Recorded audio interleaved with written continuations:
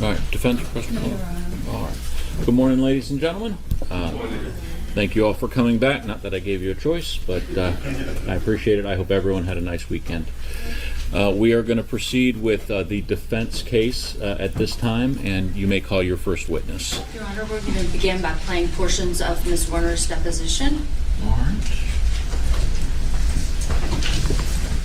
Before the shooting on January 6, 2023, did Dr. Parker ever explicitly tell you that she would promise or agree to protect you from John Doe?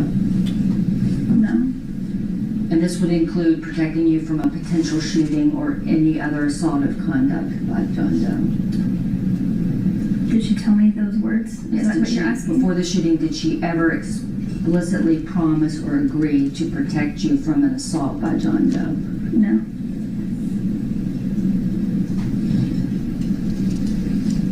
On January 6, 2023, was the only time you communicated with Dr. Parker directly before the shooting was when you went to her office at lunch to tell her about the behavior in the lunchroom? Yes. After that conversation, did you have any further communication with Dr. Parker? No. Do you have any direct knowledge, personal knowledge, of how Dr. Parker responded to any report regarding whether John Doe had a weapon? Yes, what Mr. Rawls told me when Mr. Rawls came and spoke in my room. I'm asking for personal knowledge that you yourself overheard from Dr. Parker. Herself speaking? Yes. No.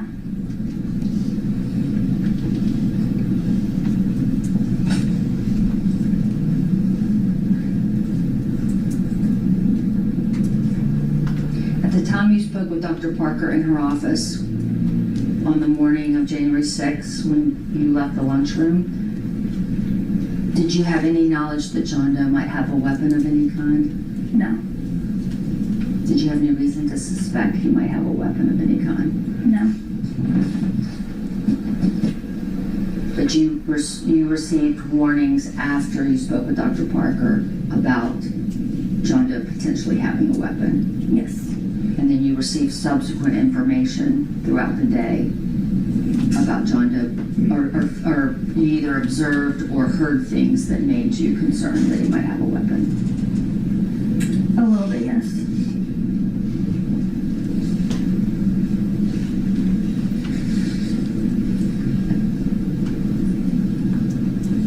You never told Dr. Parker that you had reason to suspect that John Doe had a weapon, correct? I only spoke to her at the lunchtime. And you didn't convey the new information that you gained throughout the day to Dr. Parker? I only spoke to her at lunchtime, correct. Did you ever isolate John Doe from the class on January 6, 2023? No. And you never sought out guidance, Ms. Palladini or Mr. Rawls, on January 6, 2023? No. All right, and for the record, ladies and gentlemen, that video and the transcript are Court Exhibit E. Your Honor, I would next like to read the 4 requests for admissions. All right.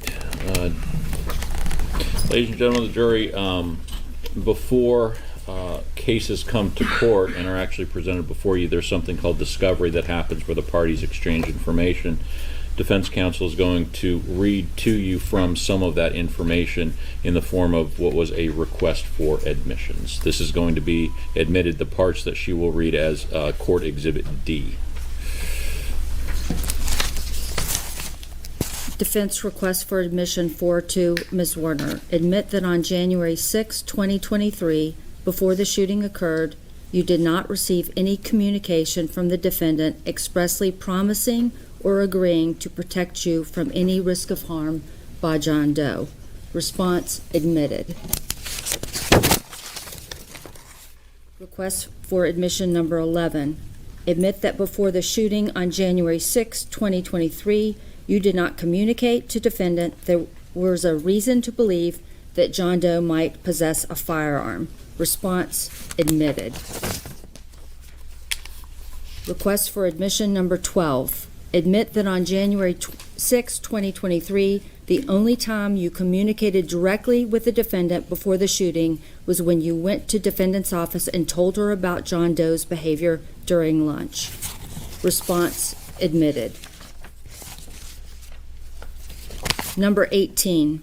Admit that on January 6, 2023, before the shooting occurred, you did not receive any communication directly from the defendant acknowledging that she knew that John Doe might possess a firearm. Response admitted. All right, and the court will provide you as Court Exhibit D a redacted version of that with the 4 answers. So we'll need to redact that. Okay. All right, next piece of evidence or witness. Witness Dr. Lee Hagan. Counselor, is that who she went up?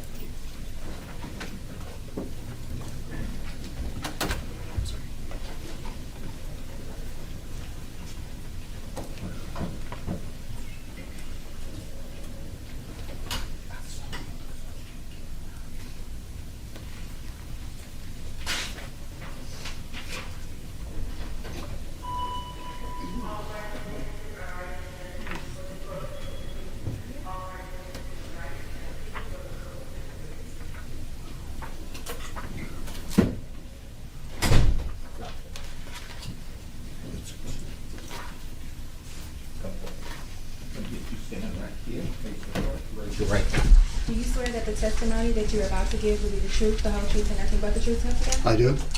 Follow me. Watch your steps,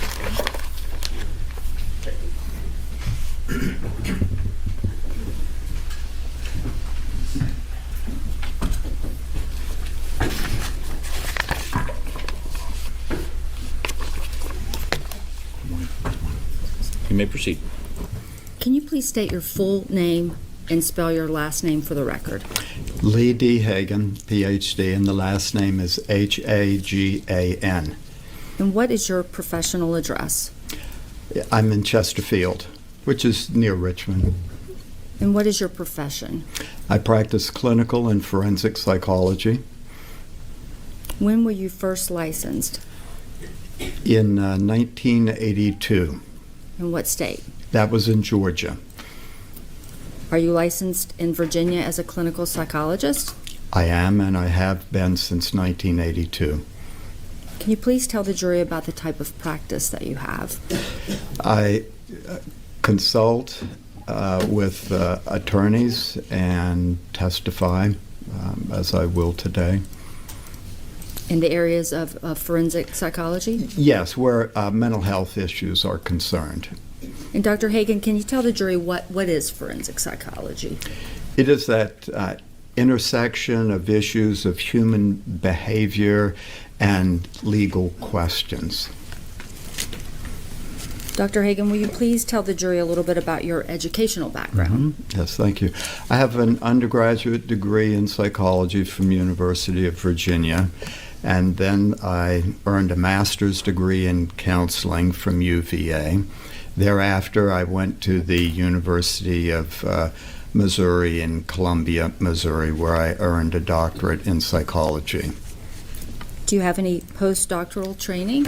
After earning my doctorate degree, that's the PhD, I have hundreds of hours of continuing education, almost all in the field of forensic psychology. Dr. Hagan, do you have any advanced certification?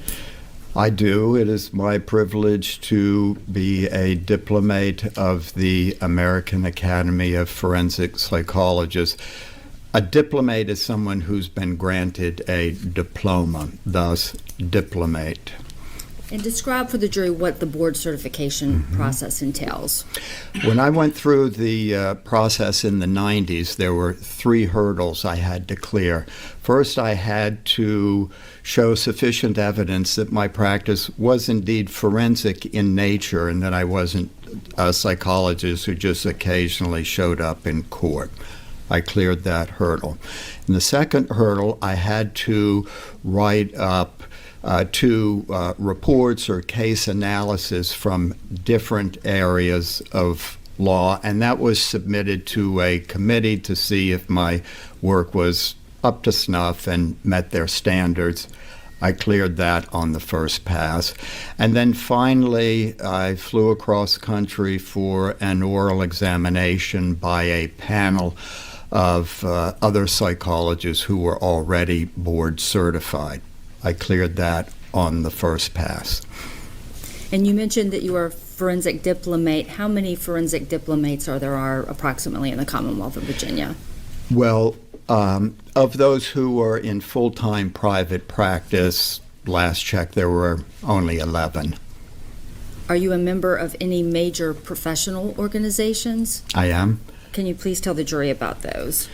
The American Academy of Forensic Psychology, the American Board of Professional Psychology, the Psychology and Law Society, and the Association of Family and Conciliation Courts. Have you provided training for students? Many times. For about 10 years, I presented each semester to the third-year law students at University of Richmond Law School. I was the director of psychology training for the doctoral internship program at McGuire VA Hospital in Richmond. It's been my privilege over the years to have individual tutorials, intensive independent study students from Virginia Union University, Virginia Commonwealth University, University of Richmond, University of Miami, Vanderbilt University, and William and Mary. Do you provide continuing education for other professionals? I certainly do. I've given many continuing education presentations to mental health professionals and others. Do you provide consultation and supervision for other professionals in their forensic work? Not supervision, but lots of consultation. In fact, just yesterday I was assisting another psychologist who had a thorny issue involving her court testimony. This Friday, Hearsay. It can't.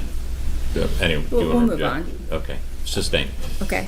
Dr. Hagan, how many psychological assessments have you conducted? at least 1,000. And other than for private legal firms like mine, who else have you conducted evaluations for?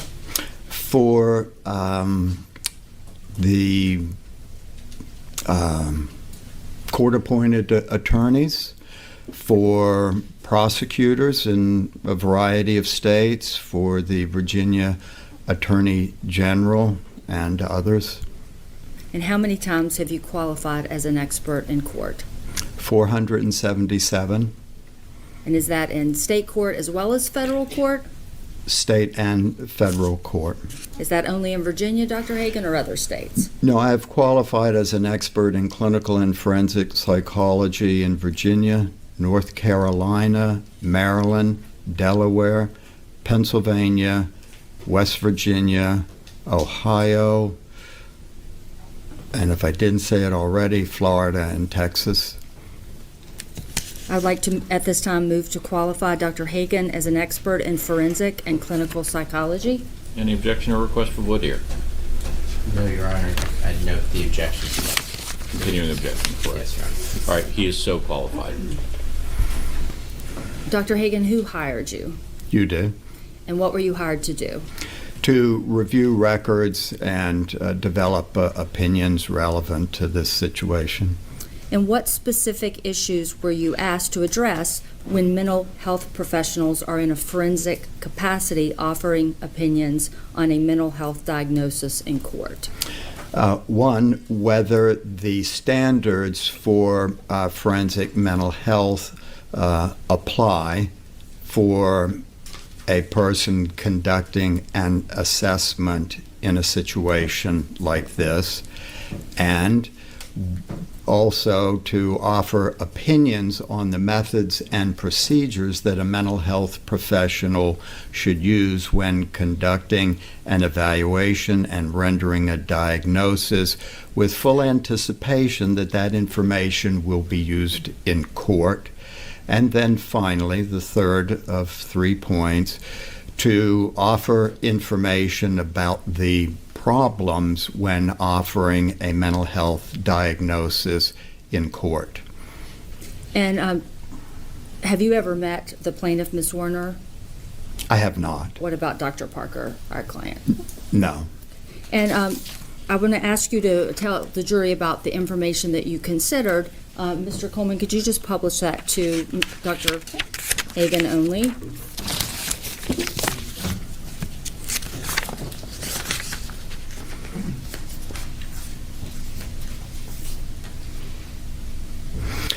So there were 4 categories of information that I considered. The first was information from the plaintiff that she provided to the defense side that included her complaint and some other information.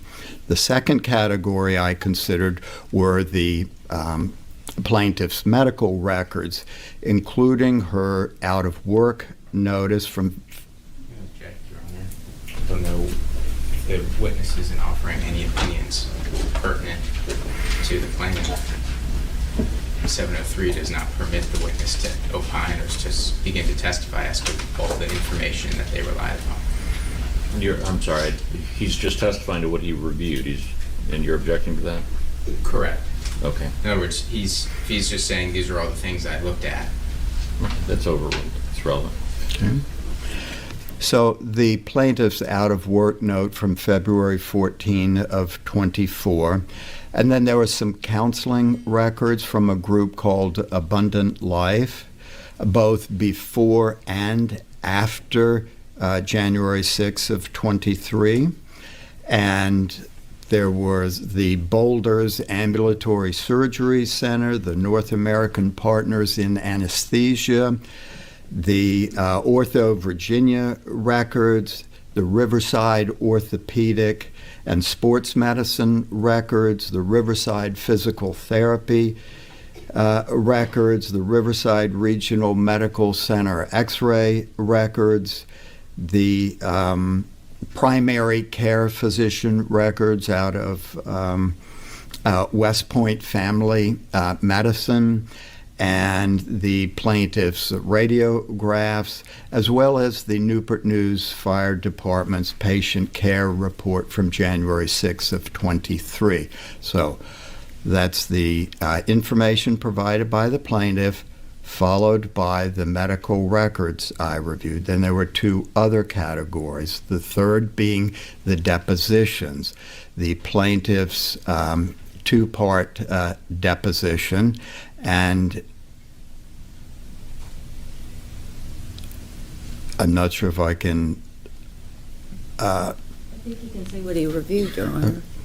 Okay, as well as the plaintiff's mental health expert report and designation, Dr. Watson.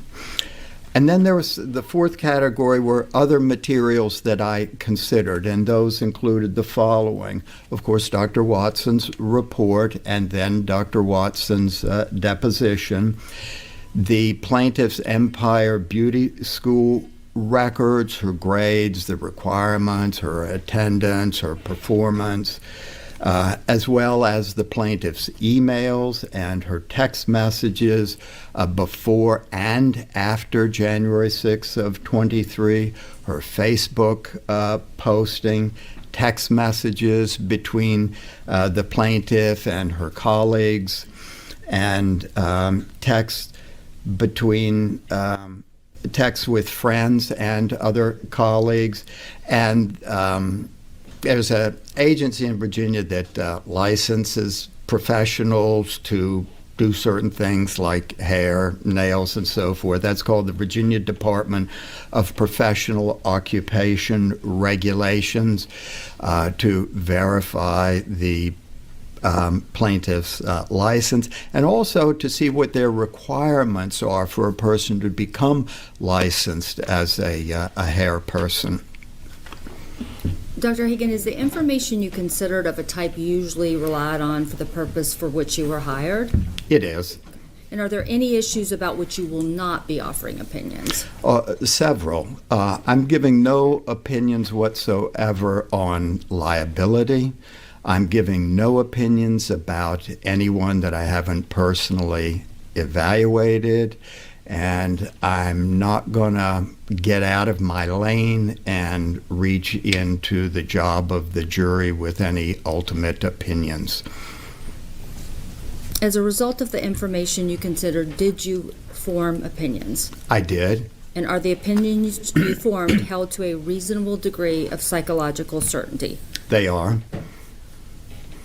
Dr. Hagan, when assessing whether the forensic practice standards apply, what standards apply to a mental health professional when offering a diagnostic opinion in court? Tell us about the forensic standards that apply both to a psychologist and a psychiatrist.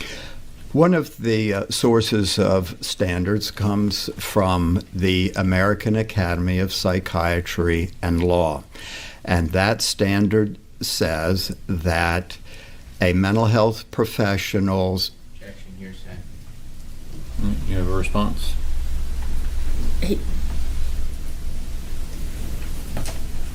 He can state the basis for his opinion, Your Honor. That's clear in the case law. Otherwise, inadmissible hearsay forming the base of an expert opinion may be admissible for a purpose other than the truth, such as to demonstrate the basis of his opinion. Are you personally familiar with the forensic standards? I am, Your Honor. Overruled.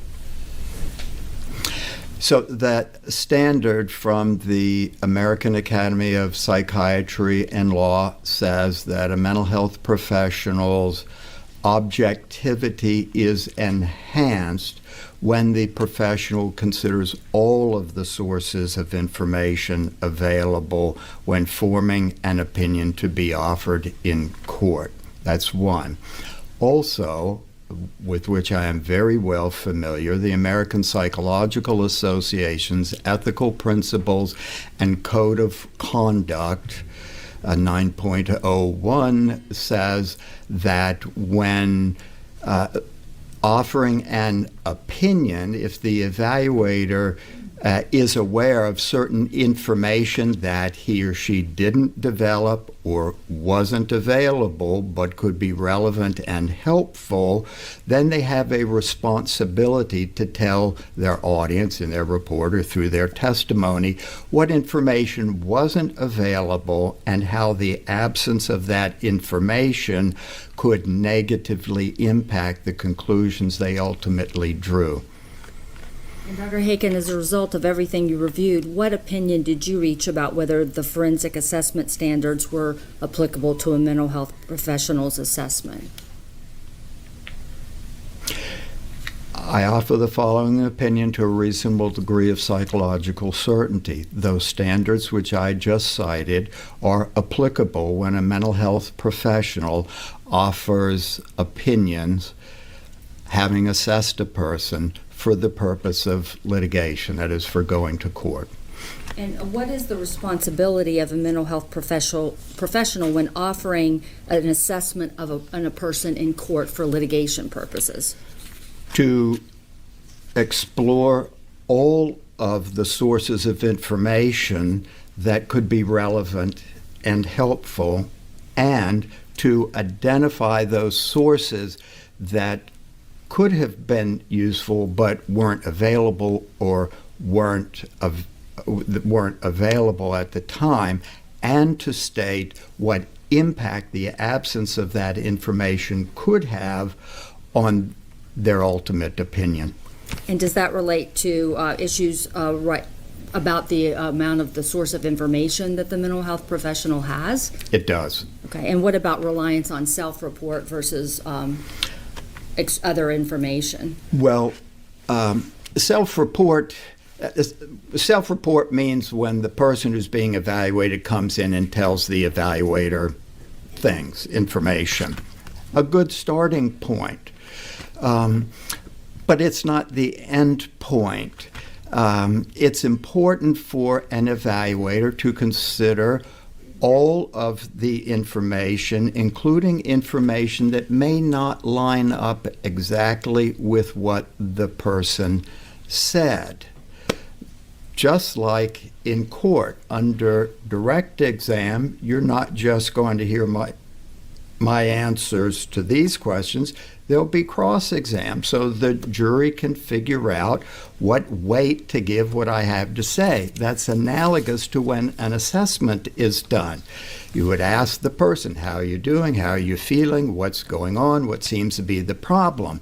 But when it's done with reasonable foreknowledge, that is, you know in advance that this is going to be used to assist a judge or jury in determining a legal fact, then there is a responsibility to develop collateral informants and to review records so that you have the full movie of the person's life rather than a snapshot at a moment in time. Does the mental health professional rely on any psychological testing? Objection, Your Honor. It's outside the designation, and I don't know what we're talking about. All right. What is, do you have a response? I'm sure it's in his designation. Do you want me to?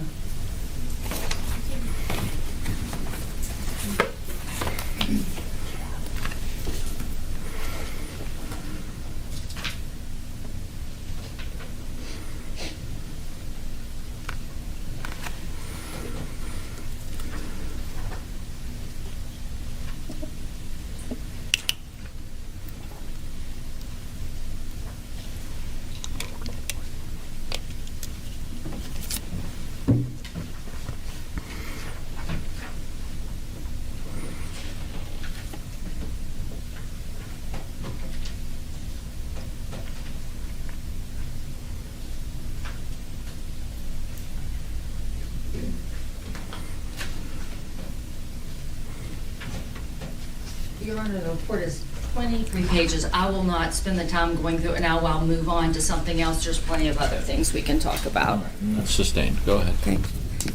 Does the mental health professional consider the person's adjustment prior to the index event for which they have been engaged? Yes, the mental health professional doesn't cherry pick the information. I object. The question isn't, does this person do this or that? This person's been proffered to testify as to what a mental professional ought to do or should do. And the framing of the question is, do they do this? Do they do that? Do they do this? Isn't appropriately frame the issue within the context of what he's been proffered to testify to. All right, you have a response? I can rephrase the question. Should a mental health professional consider records and information prior to the index event? Yes. And where would one gain that type of information? Well, from what the person tells them and what they read from other sources. They need to have an appreciation of the context of why are they even getting this referral? What's the question to the evaluator? Does the mental health, or would a mental health professional consider functioning prior based on collateral interviews and such? Absolutely. And Dr. Hagan, what is the mental health professional's responsibility if they don't do all of the things that you just said? They have a responsibility to their audience to say, here's some things that I didn't develop. Here's some things that I sought, but they weren't available to me when I formed my opinion. And here's how the absence of that information could impact the opinion that I developed. Do you hold all of your opinions to a reasonable degree of psychological certainty? I do. Go ahead. Thank you, Dr. Hagan. My turn? Yes. Okay.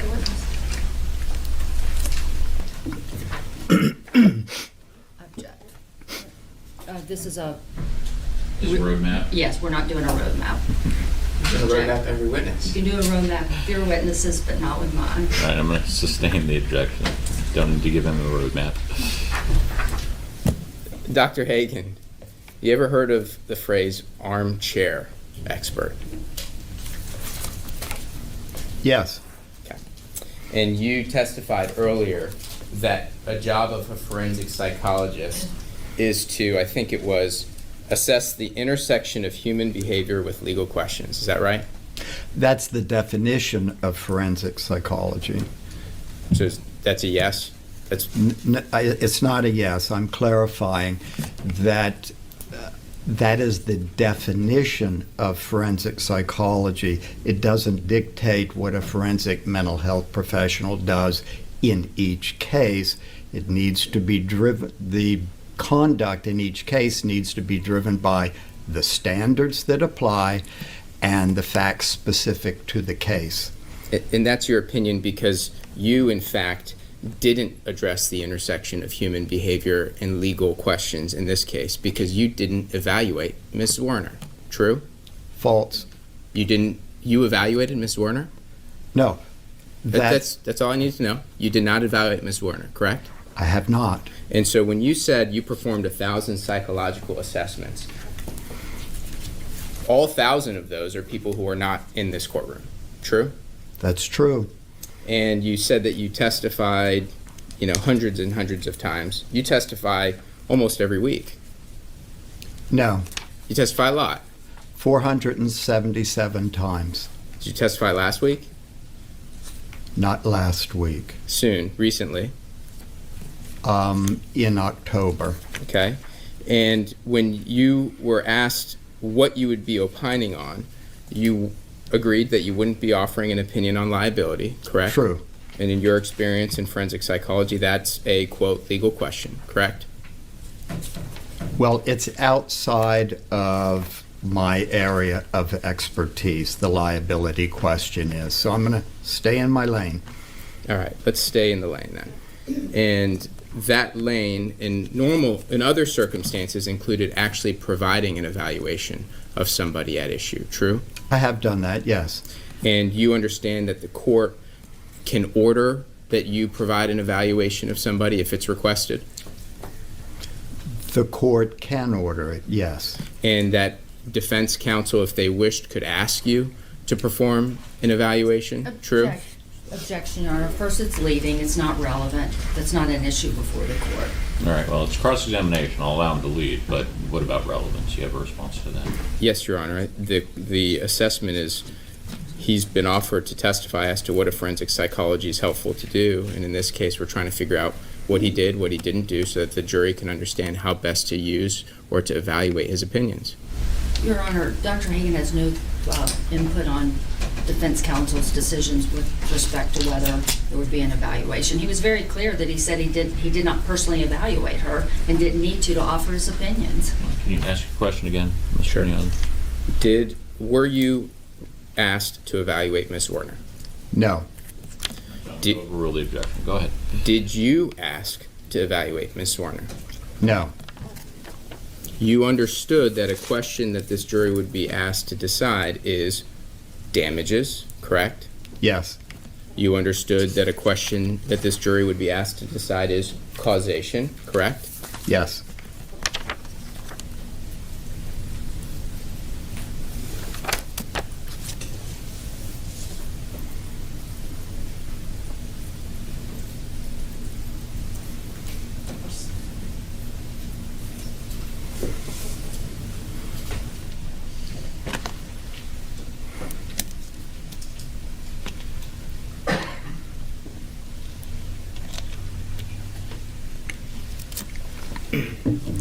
And you explicitly within your report stated, give me a moment here,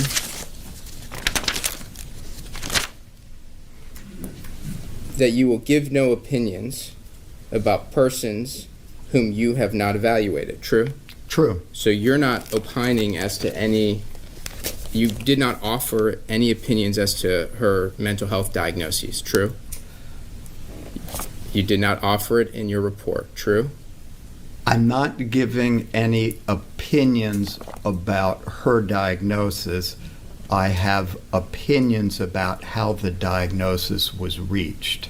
the methods and procedures, giving no opinions about the plaintiff herself. So to answer my question, the answer is yes, correct?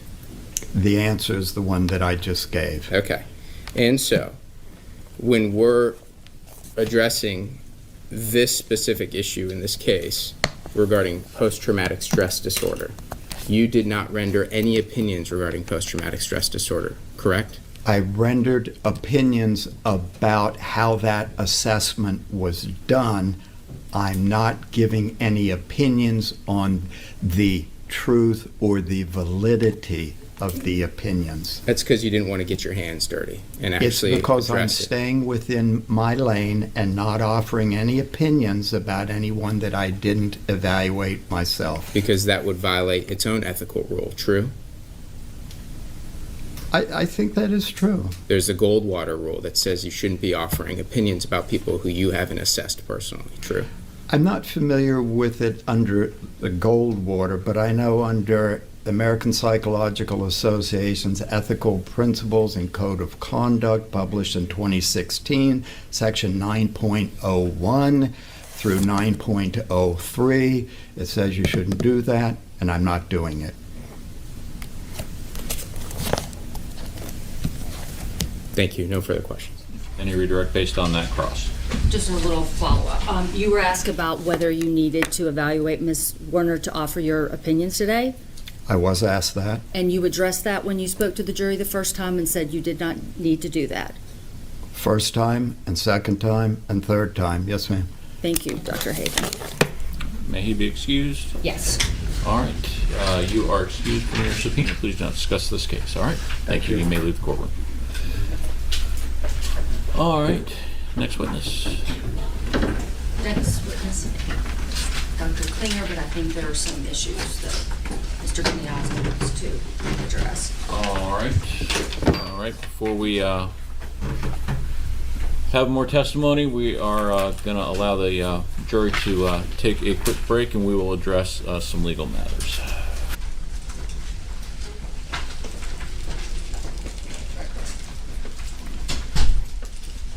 Get you to stand right here, face the clerk, raise your right hand. Do you swear that the testimony that you're about to give will be the truth, the whole truth, and nothing but the truth, so help you? I do. And if I can get you to step over this. Seat up here. Watch your stepping up.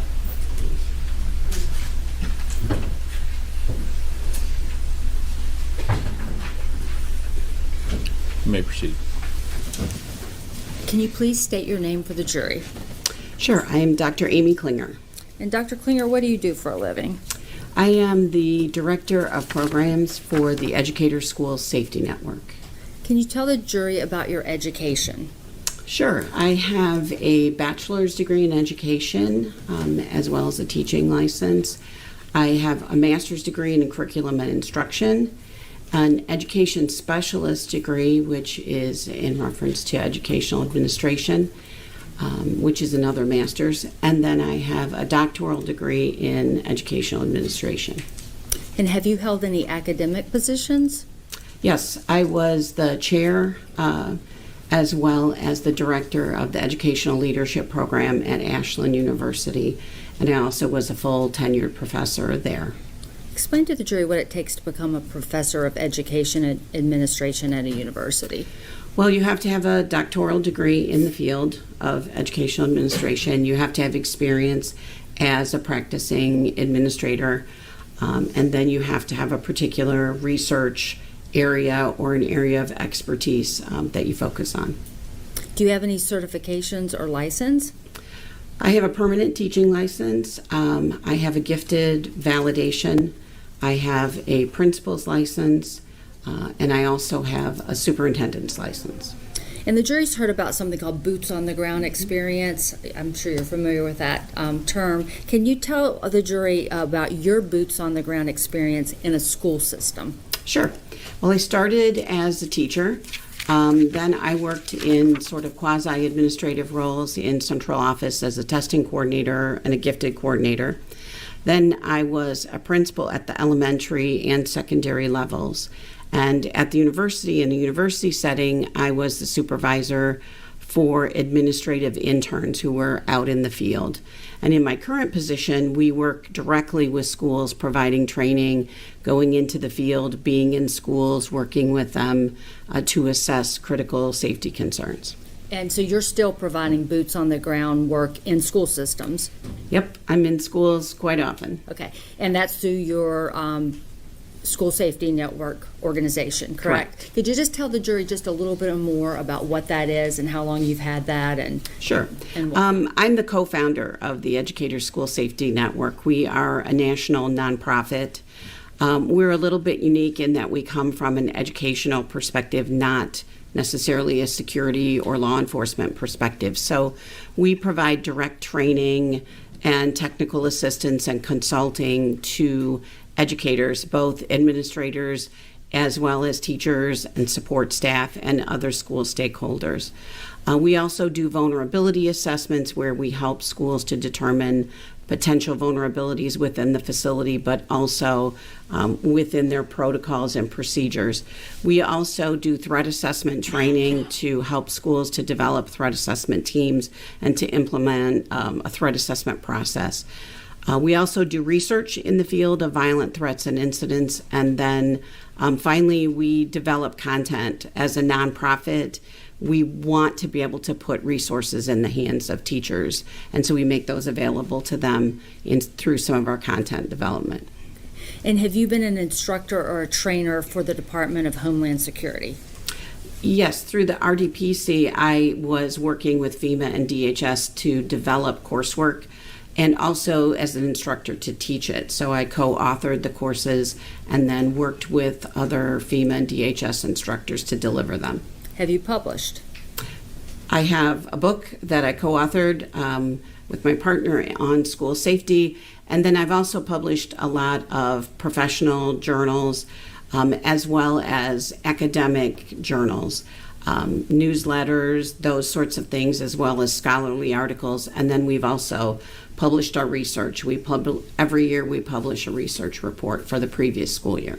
Do you present on school safety issues, nationally or internationally? Both. We do regional conferences, but mostly we do national ones, either related to professional organizations or related to specific topics. And then we have presented internationally as well. Your Honor, at this time I would like to offer Dr. Amy Klinger as an expert in the field of education, administration, and school safety to testify regarding professional standards in this case.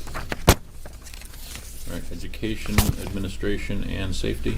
And school safety. School Right. safety, Your Honor. Any objection? No objection. All right, so qualified.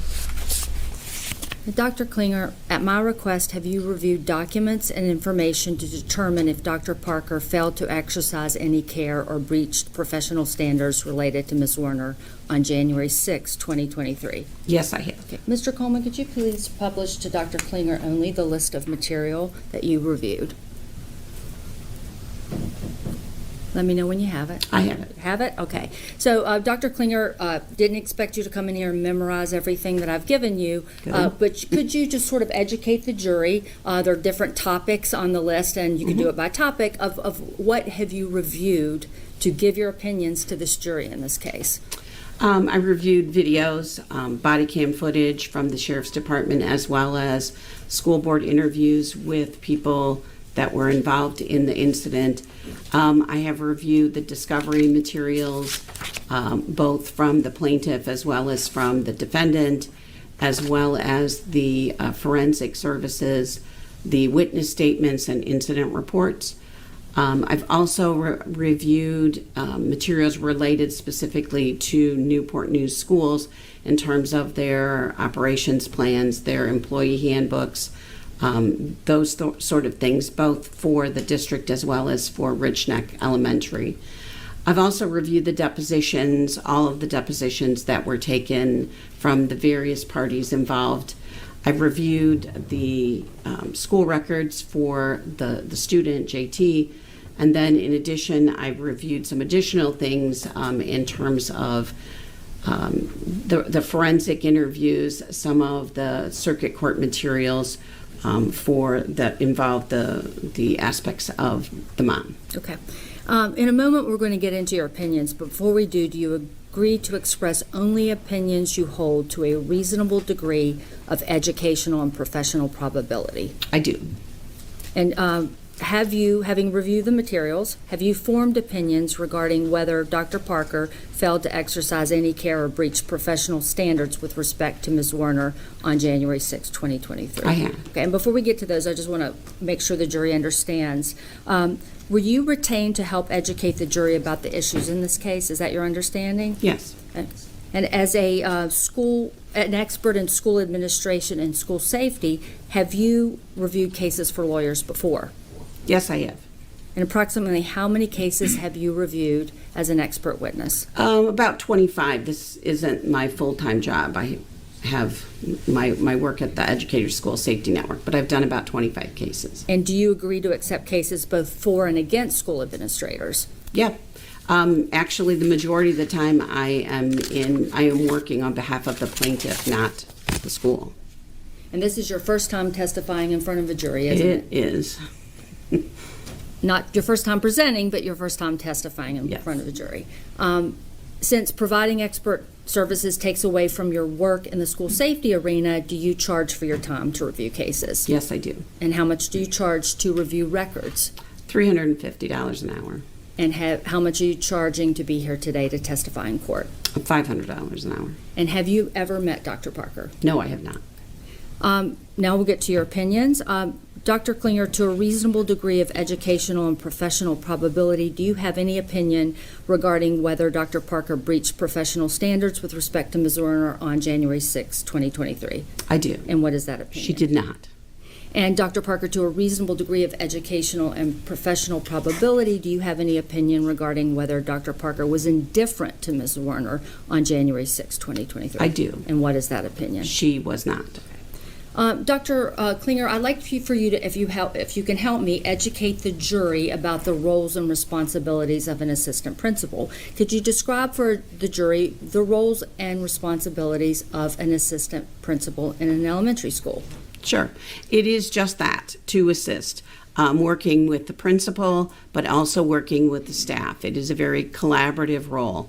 It is working in all aspects of school operation, the instructional program, the staff relations, the professional development of staff, the daily operations and management, including safety, as well as the operational community relations side of things, working with parents, working with students, student discipline, special education. Very similar to that of a principal, but in this particular case and in most job descriptions for an assistant principal, it says assist with. So it is very much an assistance collaborative sort of role. Now, is school safety an area that the assistant principal assists with? Definitely, yes. Now, is an assistant principal the sole person responsible in a school for school safety? Oh, absolutely not. No one is the sole person responsible for school safety. School safety is a collaborative endeavor. Every person who is in that organization has roles and responsibilities related to safety. Every single person, every staff member, students, administration, everyone that you would consider a school stakeholder has a very critical role in school safety, as well as responsibilities related to those roles. And what is the responsibility of a school administrator such as Dr. Parker with respect to assessing a safety concern or potential threat in the school? Can you say that again? What is the responsibility of a school administrator such as Dr. Parker with respect to assessing a safety concern or potential threat? What do they do first? Well, they need to establish the credibility of the threat, and that is not something that can be done alone. That's where the collaboration that I'm talking about. It's really important for an administrator to get feedback and information and disclosures from the people who are closest to the event. A school administrator cannot be everywhere. They cannot see everything. School incidents, school safety concerns do not occur in a vacuum. The world continues to spin. Other things continue to happen. The school day progresses. So it may seem easy to go, well, here's one thing we need to do that. But school administration is sort of spinning plates where you have a lot of different things going on and you need to be able to prioritize. And one way to do that is to get input from the staff, to get good information, to assess the plausibility, the specificity of the threat, to look at the circumstances surrounding it, and to get good intelligence, if you will, from boots on the ground. Okay. And who does the assistant principal look to get the primary information? You look to the people closest to the event. 911 operators and emergency responders will tell you they want to talk to the person closest to the event. They want to talk to the person directly involved. And in this case, those people had the potential to be really good resources. You had Ms. Kovac, who was a veteran teacher who had an established relationship with the student, who had worked with that student on a quite frequent basis. You had Ms. Zwerner, who was in the classroom, knew the student, had the student every day, had eyes on the student, what the demeanor was, what the context was, what the behaviors were. You had Mr. Rawls, who had extensive experience working with troubled students, working with students who may act out in some fashion. And so all of those people are valuable resources that can provide information to assist in evaluating the nature of a potential school safety concern. And are teachers and people in the immediate area something called first line responders? Is that a term that's used sometimes? Yes, and they're first line responders. They are the people that can see it, that are experiencing it, that can provide context, a really critical context of what was said, what was the demeanor, how was the person acting, what did other people say, what sort of actions are being taken. And so those first line people provide really important intelligence for an administrator to evaluate the credibility and the appropriate course of action for a response. And does every school safety concern require an immediate aggressive response from a school administrator? School safety concerns require an appropriate response from an administrator in the sense that it does not necessarily have to be immediate, it does not necessarily have to be aggressive, and sometimes that can be counterproductive. So if you think about the feasibility of every time a person discloses something that we go to the nth degree and we're going to immediately lock down or we're going to immediately do some dramatic response, you would never have school. You would be clearing classrooms all day long. It would be impossible for a school to function. On the other hand, school administrators have a responsibility to balance those things, to be able to get intelligence and information and make informed decisions about what the most appropriate course of action. Because think of the nature of a school where everyone runs around totally in crisis all the time, because every threat is being treated exactly the same, and we're going to DEFCON 5 on every single threat. That's not safety. That is constant panic. And it also actually can make the school less safe because people become numb to it. You get into a boy who cried wolf situation where people are going, well, it's just another one of those. It's just another one of those. So the appropriate response, a measured, appropriate analysis of the information and the situation is really critical to keep people safe. And Dr. Klinger, can you tell the jury the factors that an assistant principal must rely on to assess the potential severity of a reported student behavioral issue?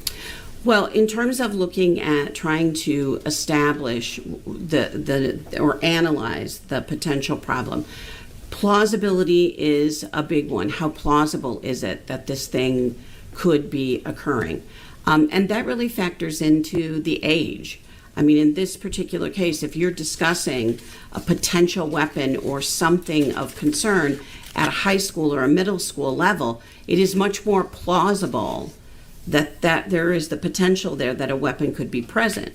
When you're discussing the plausibility of a 6-year-old having access and ability to bring a weapon to school, clearly we know at that point it was unprecedented and certainly not as plausible as you would find. So clearly that's one issue. Specificity is another, of how specific is the threat, what exactly is being said, what exactly is being disclosed, what words, what terms are being used. And then there's the context surrounding it. And again, threat assessment teaches us that we need to have the context of in what manner, under what situation, what were the circumstances. All of that kind of information is really critical. And an administrator cannot get that because they're not a mind reader. They are not clairvoyant. They cannot be everywhere. The way to get that is to get that information from the people that are seeing it, experiencing it, talking about it, and getting those reports and being able to aggregate that information so you can look at how specific is this, how plausible is it, what's the context, how credible, how severe. And all of those things have to be taken into account in order to be able to have an appropriate response. And you talked about the assistant principal assisting with a lot. Is the assistant principal in this role triaging information? Yeah, it's very important to be able to, because again, as I said, this doesn't occur in a vacuum. So because an administrator cannot do everything, they have to rely on the capacities and the skills and the professional judgment and the input and the context from other staff members and other people with which they work. So it's really trying to aggregate those things together, because you cannot make a decision totally and completely by yourself. In your review of the material, you've told the jury what you've reviewed. Were there any actions taken by Ms. Kovac indicating that there was not a significant level of concern on January 6th? Objection. I think it's an improper opinion, Your Honor. Not an issue in this case as it relates to Ms. Kovac, and for the reasons I stated previously. Ask your question again. In reviewing the material, were there any actions taken by Ms. Kovac indicating that there was not a significant level of concern? I'm going to overrule that. Go ahead. Well, Ms. Kovac was present when Ms. Zwerner indicated initially about some defiant behavior. Ms. Kovac was told by some students that there was a concern about JT. Don't say what anything Ms. Kovac was told, but or just what your understanding of what action she took based on what she based on the review of the materials that sorry. So yeah, you can't tell us what other people said, just that you Right. relied on that information. So based on the review of the materials, information was given that there was a concern. Ms. Kovac did not go to Dr. Parker. She did not call a lockdown. She did not call security. She instead went to investigate and spoke with the student or interacted with the student. When the student did not reveal the book bag, did not allow for the book bag to be looked at, Ms. Kovac did not call a lockdown. She did not remove the book bag. She did not remove the student. She did not remove the other students. She stayed in the classroom and after a lesson left the classroom then to report to Dr. Parker that the book bag had not been, at that point, had not been looked at. She went to lunch, the students went to recess, she came back during recess to look at the book bag. She did not call a lockdown, she didn't call security, she didn't call Mr. Rawls. We're just reciting the experiences of Ms. Kovac from the day. I don't think it's responsive to any particular question. And the only foundation this witness would have of any of this information is in fact hearsay. Well, she's stating from her review of the records, and that's what we're allowing her to testify to. So I'm going to overrule that. You may continue. After it was disclosed to Ms. Kovac that the item had potentially been moved from the book bag, she observed the student at recess. And when the student did not approach her, wouldn't come up to her, and was acting in a manner that could be perceived as suspicious. She did not remove the student. She didn't move the other students. She didn't disclose to immediately all that information to Dr. Parker. She did not bring security, and she did not respond in a way that would indicate there was an urgent or imminent problem at that point, and then returned to her work in testing. Did, in any of the material that you reviewed, did you see any information that would that indicated Ms. Kovac thought it was a toy gun? Objection, Your Honor. Ask the question again. In reviewing the material, did you see any indication, and you've read the statements and whatnot, that there was a thought that it was just a toy gun with this 6-year-old? Your Honor, I'll proffer, and I think counsel would proffer, the only basis would be a statement which you ruled is inadmissible. Backdoor. All right, I'm going to sustain that objection based on a previous ruling. Do you want to tell the jury anything else about what you observed or from the records about Ms. Kovac's actions that day? I didn't want to cut you off. No, just that testing resumed. She resumed her job responsibilities, and she was the person that had that relationship with JT. And in reviewing the material, were there any actions taken by Ms. Zwerner indicating there was not a significant level of concern? Ms. Zwerner reported to Dr. Parker going to lunch, and then, based on my review of the materials, never spoke with Dr. Parker again. There are numerous disclosures or information in the materials that indicates she was given information from students about a concern that Objection, Your Honor. This is exactly what you ruled upon. Do you have a response? We can move on from that. Just talk about the actions of Ms. Zwerner with respect to what you understand from the material with respect to what was going on in the classroom and whatnot, and going to play to the... That's to be stricken if it's sustained. All right, I'm sorry, was that her moving on, or The statements last before, statement? The last statements that were objected to, if it's All right. sustained. Yeah, they're stricken from the record, just like we talked about. If I strike something, you can't consider it. All right, go ahead and ask your next question. Dr. Klinger, what is the material that you've reviewed? Mm-hmm. What actions did Ms. Zwerner take in the classroom once receiving information from Ms. Kovac about what other students were saying? Well, instruction went on. The student remained in the classroom. Even though previously the materials indicate that security had been called in the past, that Mr. Rawls had been asked to assist in the past, none of that assistance was requested. No reports were made to Dr. Parker. The school day went on. The student went to recess. The first grade teachers, one of whom was Ms. Zwerner, observed the student, reported suspicious behavior to each other or texting it to Ms. Kovac, did not report that to Dr. Parker, did not clear the playground, did not remove the student, did not take the book bag, did not remove the other students. And so there's a lot of different opportunities for, and a lot of resources available for assistance that we know were employed in the past.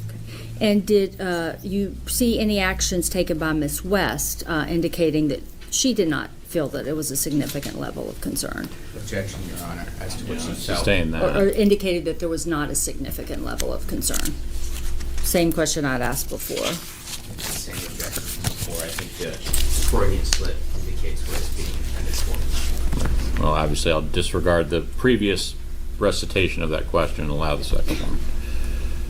I'm asking it the same way I did before with Ms. Zwerner, indicating that, did you see in the material any actions taken by Ms. West indicating there was not a significant level of concern?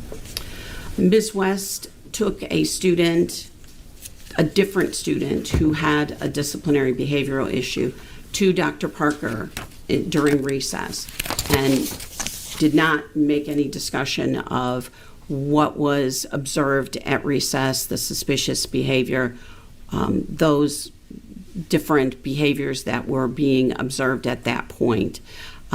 She asked Ms. Zwerner to watch her class and bring them in, so that doubled the size of the number of students that Ms. Zwerner was supposed to be supervising, which would indicate she felt that was appropriate to do, to ask her to do that.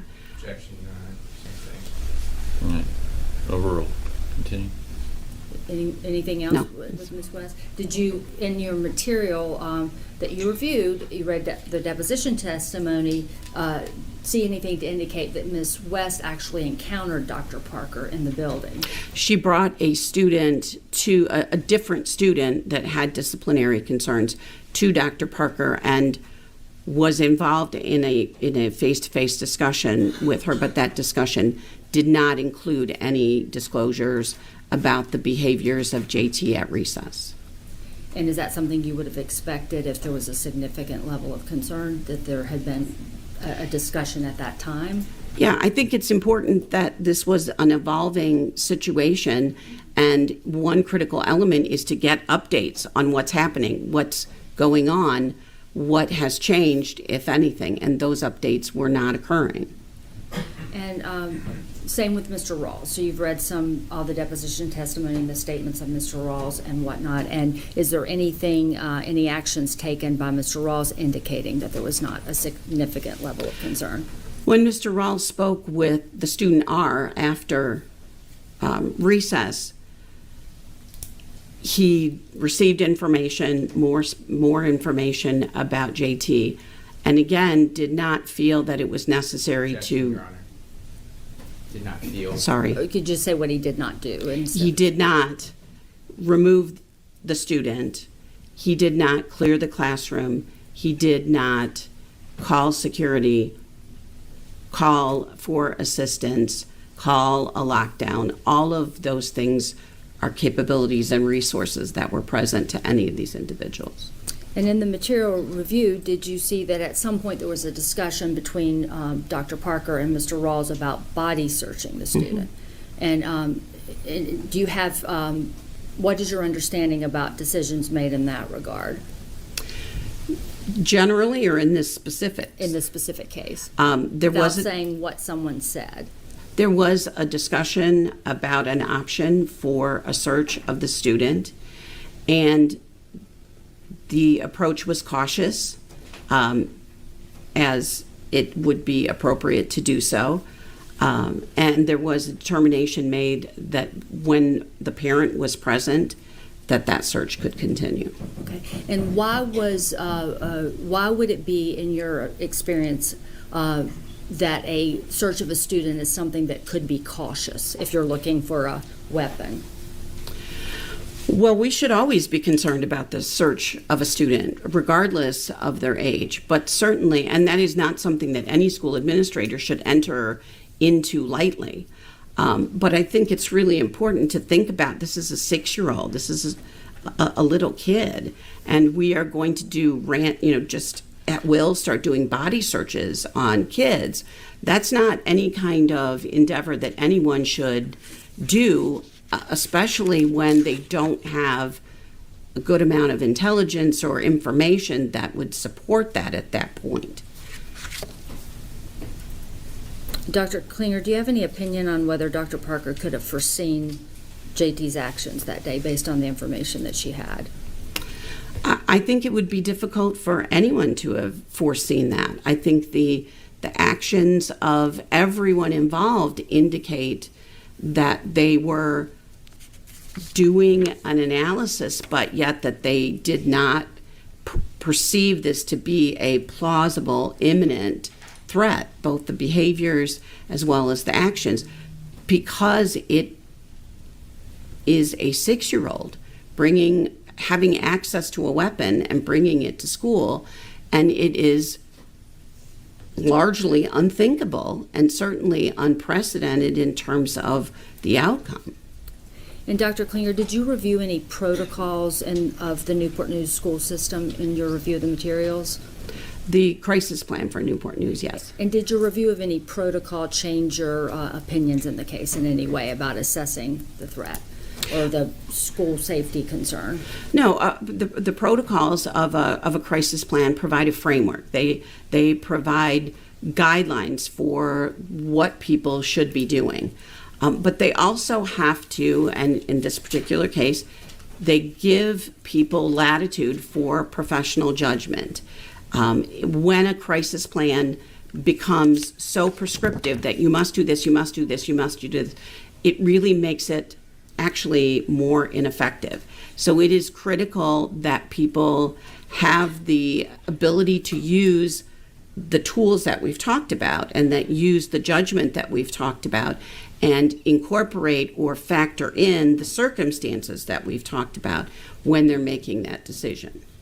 And Dr. Klinger, are all of your opinions and conclusions you've provided to the jury today held within a reasonable degree of educational and professional probability? Yes. Please answer any questions Mr. Beniozen has. Cross-examination? Yes, Your Honor.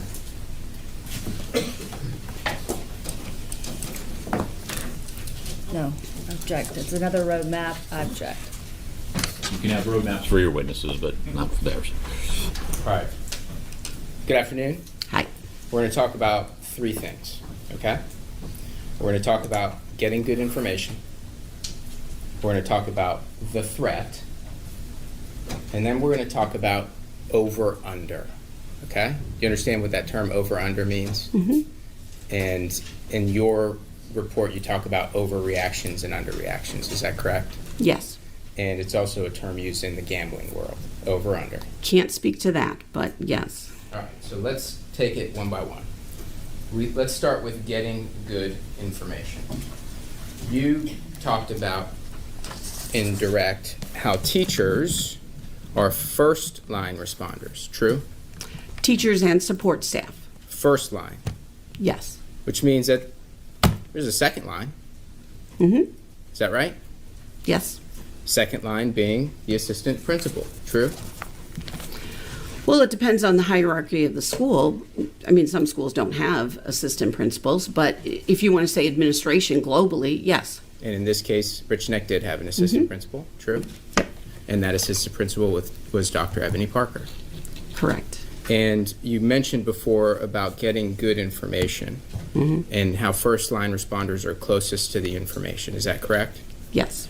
And on this day, it sounds like you're critiquing the information that was passed along to Dr. Parker. Am I interpreting your testimony correctly, that you're critiquing what people shared with Dr. Parker? Well, I think the nature of what is shared is relevant and important to it. I mean, we have to understand this is a tragic, horrific event for every single person involved. So critique may not be the word, but I think clearly we have to evaluate the nature of the information that was given to her. Right. And getting good information is a two-way street. Fair? Mm-hmm. Is that yes? Yes, I'm sorry. We have a full. Yeah, I know. I should know better. Sorry. In other words, you don't think an assistant principal should just sit in their armchair, wait for people to tell them information, and then just decide what to do based on what they tell them, right? I don't know that that's what happened in this case because there were other instances going on. There were when Ms. West brought her student and then sometime in the afternoon cried out for help, and Dr. Parker came because two students were fighting in the hallway. So I wouldn't say that she never got out of her chair because clearly she provided assistance when it was asked for. Okay, so let's take it step by step. Okay. You agree that an assistant principal can't just sit in their chair and wait for information to come to them, true? I think that an assistant principal can have a reasonable expectation that if there's something she needs to know, people will tell her. Okay. And so she should just assume everything's okay unless somebody comes and tells her more. Well, your option then is that you have to go door to door and ask everybody, hey, is everything okay here? Is there anything I should know? Is there anything? And that's not really feasible for the management of the school. Really, really happy you said that, actually. Really, really happy you said that. So let's talk about going door to door. In this context, Ms. Kovac told Dr. Parker explicitly about a gun and a specific student. True? At what point? Around noon. Prior to going to lunch? Correct. Around noon. There was a discussion of a weapon. It wasn't a gun in his book bag. That's not what you asked me. You asked me what she told. Right. That's at noon, around noon. Did Ms. Kovac go into Dr. Ebony Parker's office and report that students were saying that JT had a gun in his book bag? My understanding in the review of the materials is that she said that the students reported he had a weapon. And your review of the materials, I hope, included the written statement of Dr. Parker? Mm-hmm. Is that a yes? Yes. Okay. So I'm going to go ahead and show you that. It's been pre-marked as Plaintiff's Exhibit 2, Your Honor.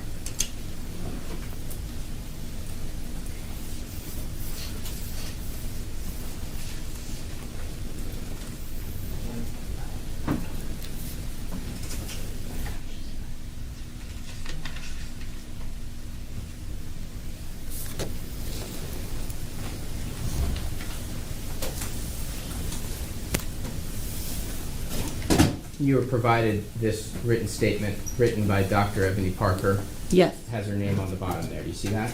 Correct. Permission to publish, Your Honor. Any objection?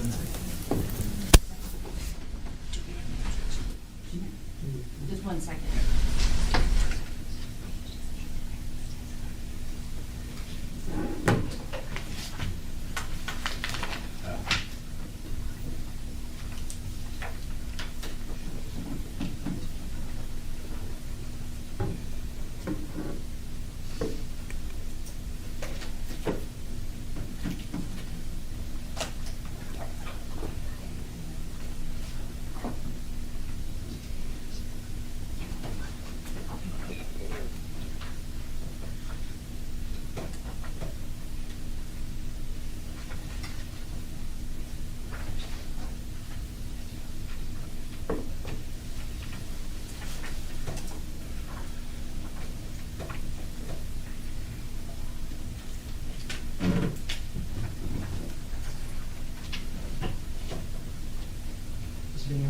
Yep.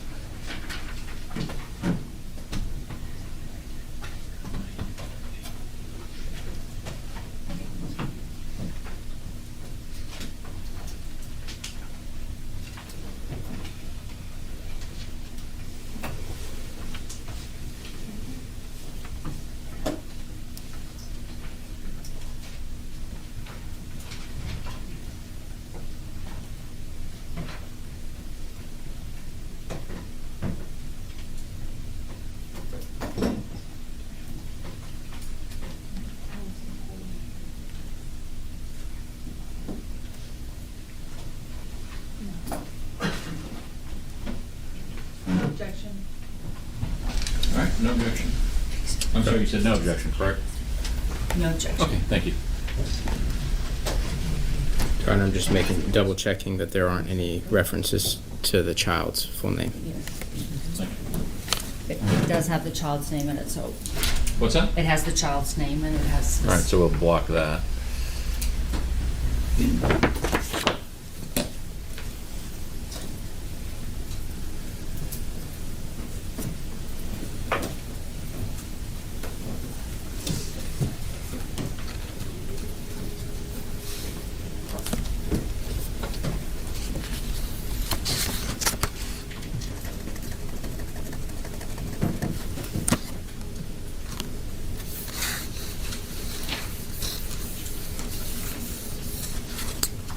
Permission to publish, Your Honor.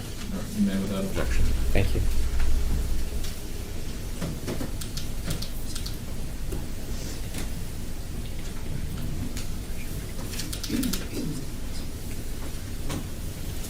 So, in the materials that you were provided, Dr. Klinger, this is the sentence I was reading to you. At around noon, Ms. Kovac came into my office and reported that the students were saying the student, JT, had a gun in his book bag. Do you see that? Mm-hmm. Is that a yes? Yes. And so, when you said earlier, you can't go around every classroom, knocking on every door, searching every bag. You recall that testimony?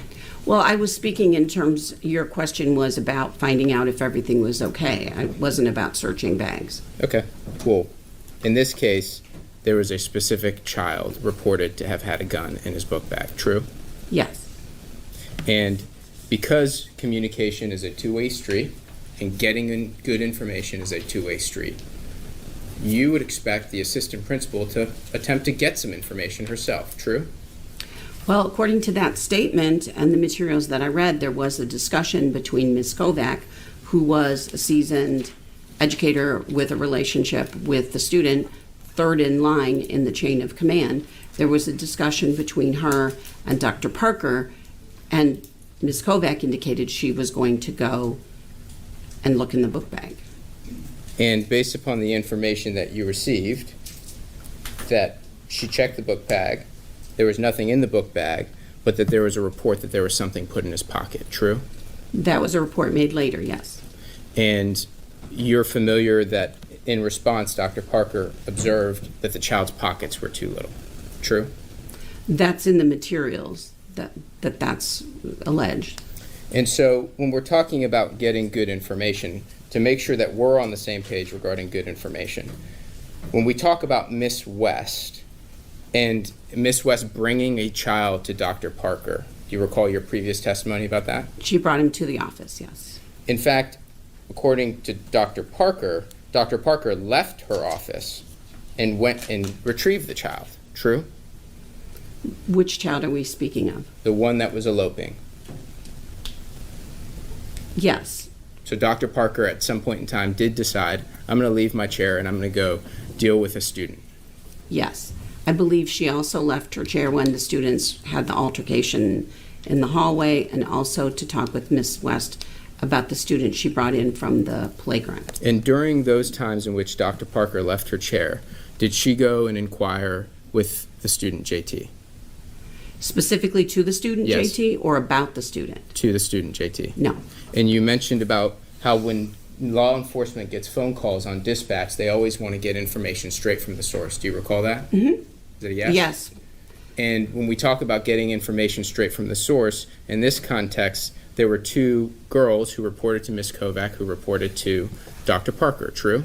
Yes. And at what point in the day did Dr. Parker leave her desk to go talk to girl number one?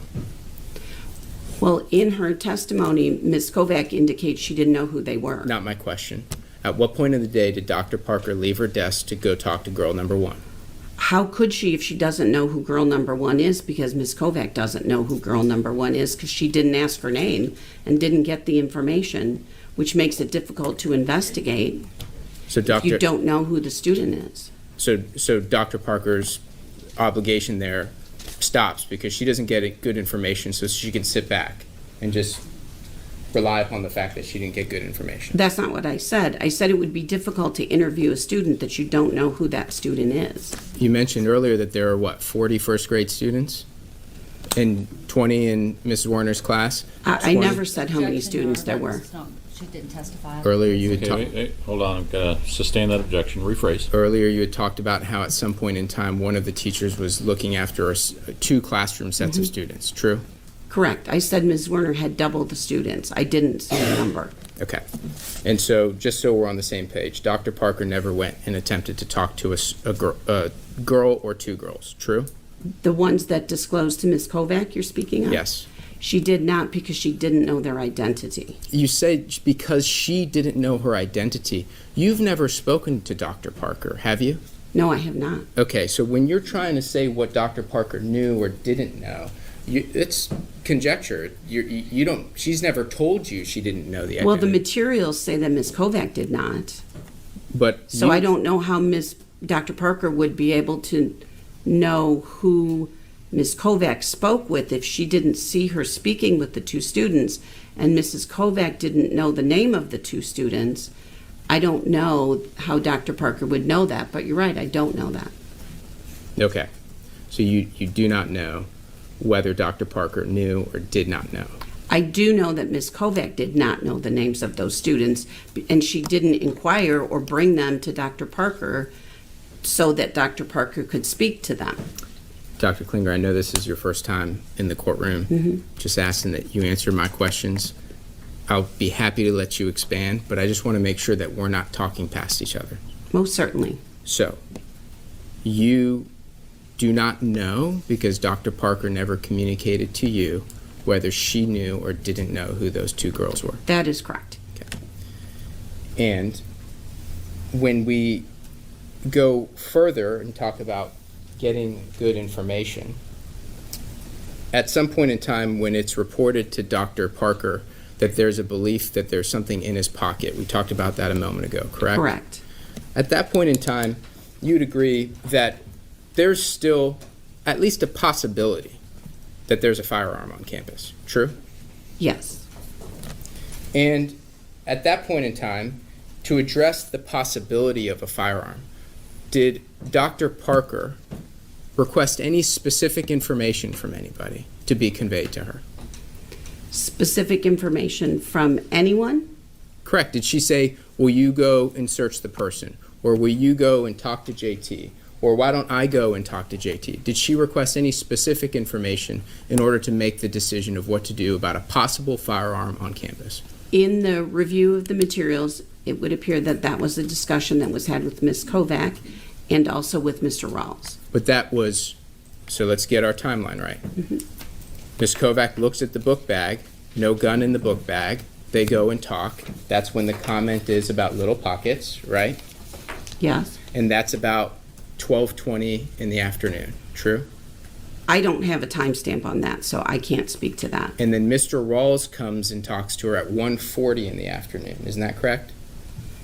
Again, that's my understanding, but some of the times seem to be a little contradictory in my review of the materials. Some of the times, depending on the statements, were a little bit off, so I don't want to say 1:40 with certainty. Let's say it was 1:40. It was after recess. Let's say it was 1:40. That would mean that for about an hour, Dr. Parker was aware that there was the possibility of a firearm on campus at Richneck Elementary. True? That there was the possibility that JT had what students were characterizing as a weapon and a gun. Is that different than what I had asked you? Yes, you said a firearm. Typically, students would not disclose a firearm. They would say a gun, meaning a squirt gun, a gun, meaning a Nerf gun, a gun, meaning bullets. Again, in my experience, students, I'm sure there are some, but very young elementary students don't typically use technical terms like firearms and things like that. But we just looked at the report from Miss Parker herself, Dr. Parker, Exhibit 2, and it used the word gun. Yes. Okay. I'm not disputing that. And it didn't say toy gun. True? The students This- said gun, yes. And this report from Dr. Parker used the word gun, not toy gun. True? That's what said the report says, yes. Okay.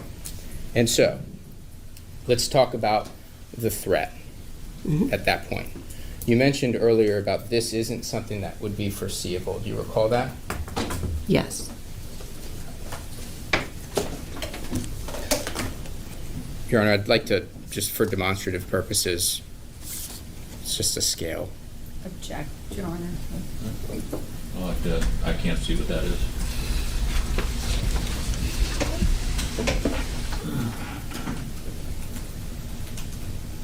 Okay, I'm not exactly clear where you're going with that. Object, Your Honor. It's another diagram drawn by Mr. Beniozen during trial. I don't know where he's going yet. Continuing objection until we see where it's going. You mentioned not foreseeable, correct? Yes. All right. as of, don't publish this yet, Reed. At that point in time, we're talking well, let's actually start before. January 6th in the morning, before JT comes to school. What, in your expert opinion on the issue of foreseeability, what was the foreseeability of a gun on campus at Richneck Elementary School, on a scale of 0 to 10? Incorporating all students, K through 5? Yes. So every student there. What was the foreseeability of a gun on campus? 0 to 10. Inclusive of the entire population of the school. Yes. Probably a 1. So it's not like it's off the radar, true? Correct. Now, And if you want, well, I can't tell you what to ask me, but that's why I ask about the number of students. The younger they go, the younger they are, the lower that number would be. Okay, but when we talk about a firearm on campus, we're talking about a risk, a threat, true? Yes. And that's because a firearm on campus at an elementary school isn't just a risk of an active shooter. You'd agree with that, right? Yes. There's a risk of an accidental shooting, correct? Yes. And so any firearm on campus is a threat, true? Yes. And so on a scale of 1 to 10 before January 6th, it's a 1, true? Before January 6th? Yeah. I thought you said that On the morning. the of. morning of. I thought, That's what I mean. okay. Yes. And- Overrule the objection. You're using this for demonstrative purposes only? Yes, Judge. All right, you may proceed. Go ahead and publish it. And you tell me if I'm misstating, okay? Say foreseeability of gun on campus. Is that right?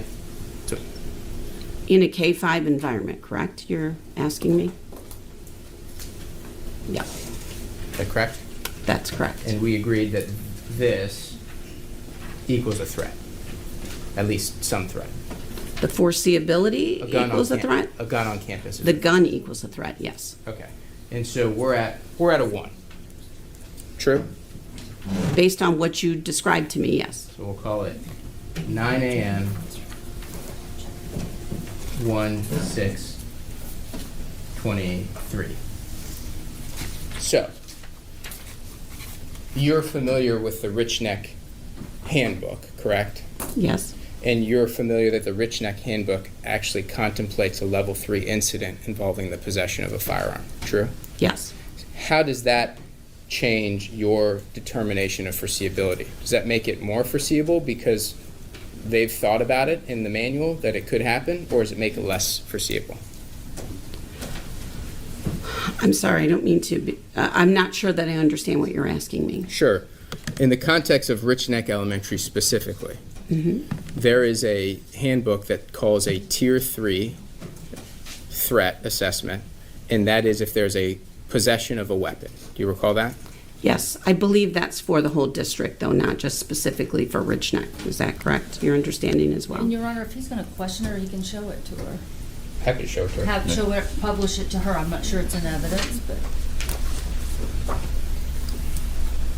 Yeah, you can show her, yeah, Okay. just don't publish it. 'cause I don't This think- is already in evidence as Okay, if exhibit it already is, this is the 108. one that is. So this is permission to publish. Yeah, if you can just read the exhibit number on there. This is exhibit 108. All right. You see the Richneck Elementary School staff handbook, Yes, I do. and section 3, we talk about level behaviors. Get into it. There's a specific discussion of a possession of a weapon. Do you see that? Yeah, can you slide that down so that I can't see all of what the title, there you go, thank you. see it now. Possession of a firearm, or a weapon, excuse me. Yes, those being behaviors that need to be immediately reported to an administrator. Understood. And in this context, in light of Richneck Elementary's specific understanding that that is a student behavior, how does that increase or decrease your foreseeability analysis? Does it make it more or less likely, in your view, that there's a gun on campus if they've already talked about the possibility of a gun on campus? No, I would Okay. say that most likely that's part of a larger comprehensive plan that was supposed to be appropriate for all levels, including secondary levels. And also, this is a K-5 building, it's not a pre-K, so you have older students in the building as well. Understood. So then let's talk about 1 through 10. When Kovac tells Parker, gun, it was a 1 at 9 o'clock in the morning. What is it at the time that Kovac tells Parker there's a gun? Well, it's higher than a 1 because you have that word that's being used. But there also is the plausibility factor, the factor of what the student said. Unfortunately, there were no statements taken specifically from the students. Dr. Parker didn't take any statements. of the Right, so student. we don't know who the students are. We Right. don't know. So we only have what Ms. Kovac relates. So she relates, or Dr. Parker relates, that they use the word gun. So 1 out of 10, higher than a 1. What is it? Yes. At this point, I would say, given the fact that Ms. Zwerner had just been there and indicated that JT was being defiant, but did not indicate that he was acting strange around his book bag, or that he was showing things to kids, or that kids were frightened, or any of those things, it's probably a 2 or a 3 at this point. Okay.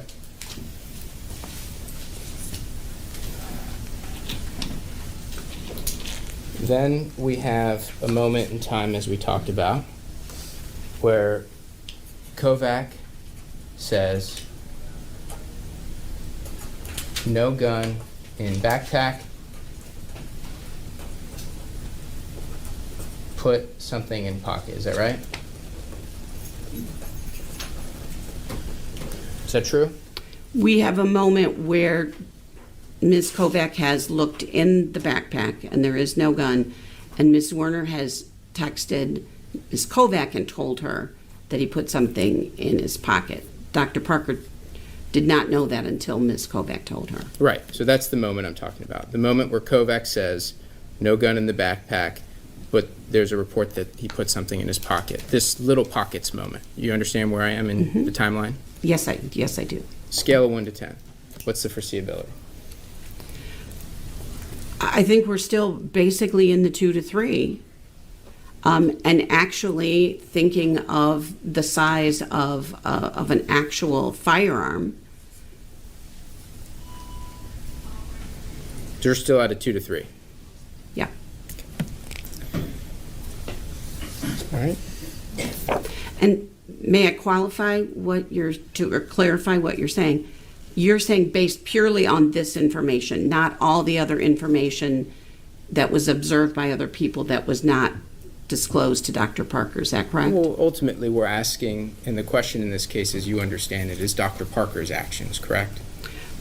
Right, but That's- you're asking me to give you this numerical judgment based on purely the information you're writing on the paper, correct? Well, yes. If Okay. there's something more that you think should be considered, you're happy to tell. I'm welcome it. Mm-hmm. When you said earlier, it's unprecedented, it's not foreseeable, I'm trying to get an understanding of how these different pieces of information may affect that. Sure. Is that fair? Yeah. Okay. So we're at a 2 to 3 still after the conversation about something in the pocket. Then the next discussion, as I recall it, and you tell me if I'm wrong, the next discussion is when there is a question from Mr. Sims to Dr. Parker about, did we search the person? Am I correct? Yes. Okay. And so we talked about context clues, essentially. You know, we have to read into the conduct of staff members to get an indication of how credible a threat is. Do you recall that testimony in your direct? No, that's not what I said. I said context, not context clues. Oh, okay. Well, I'm just saying it's not the same thing. Okay, so we'll talk about context. At this point in time, when Mr. Sims comes to Dr. Parker, there's still a possibility of a gun on campus, true? The possibility, yes. A 2 to 3 possibility. Yes. And Mr. Sims is now saying, have you searched the person? True? To Dr. Parker? Yes. Yes. Okay. And so at that point in time, when Mr. Sims is asking, did you search JT, how does that affect the foreseeability? I mean, it's a teacher saying, hey, we need to check the kid. Well, I believe Mr. Sims was relating information. I think he was covering the office at the time. So I believe he was more of an intermediary than a person urgently raising a concern, but that may be up for interpretation. But he does, you're asking me, did he speak to Dr. Parker about that? Did he ask that? Or what? Maybe you can ask me again with that caveat. Sure. When Mr. Sims goes to Dr. Parker and says, did you search the person, in light of the fact that there is still a possibility of a gun on campus, what is the foreseeability at that point in time in your expert opinion? 2 to 3, more than 2 to 3, less than 2 to 3? Well, it's easy now to go, boy, we should, but in that context, with the fact it's a 6-year-old, with the fact that Dr. Parker is not privy to all of the subtleties and the context that you alluded to, and given the fact that now we are looking for something, one student R indicates bullets, and so we now haven't really elevated that a great deal. So 2 to 3? Yeah. I mean, if we wanted to do a parallel exercise where we were talking about a high school student or a middle school student, clearly we would be talking different things, but I'm answering your questions specifically for an elementary, kindergarten, 6-year-old. I know you're saying that, and that's this idea that a high school student may more intentionally fire a gun. Is that fair? I'm saying a high school student most likely would have greater access to a gun, would have capabilities to use it, would have the capability or the forethought to bring it for threatening purposes, which might speak to your concern about safety. I mean, if we want to just go statistically, how many 6-year-olds have you seen walking around with a gun versus how many 17-year-olds have you heard having a firearm? If you want to talk statistically, we can talk about the CDC's investigation into accidental shootings in elementary school students in 2023. Did you review that finding of the CDC? For this case? No. Okay. You are aware, because you work with the Department of Homeland Security, that the CDC did perform an investigation into the prevalence of accidental shootings in minors, specifically children of the age of JT, correct? You're aware of that as an expert, aren't you?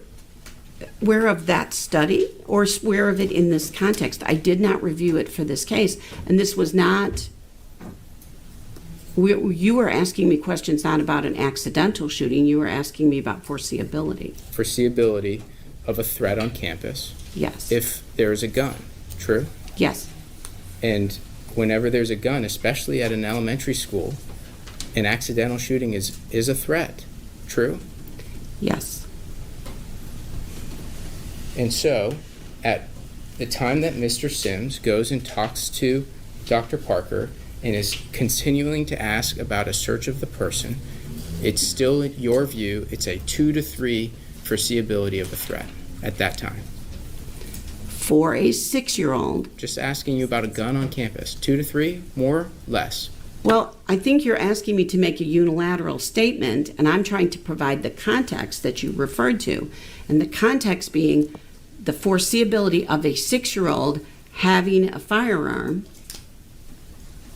So it's okay to just disbelieve it because... That's not what I said. You're asking me about foreseeability. You didn't ask me about response. You didn't ask me about attitude. You asked me about foreseeability. We'll get there. So foreseeability of a 6-year-old is in the low end of your scale.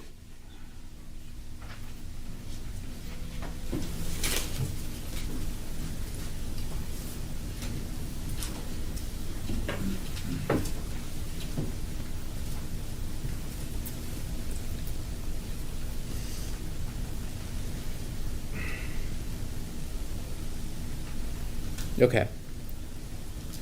So we're at a 2 to 3. Yes.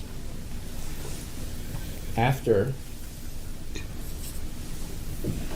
Mr. Sims leaves Dr. Parker's office, there is then another conversation with Mr. Rawls, correct?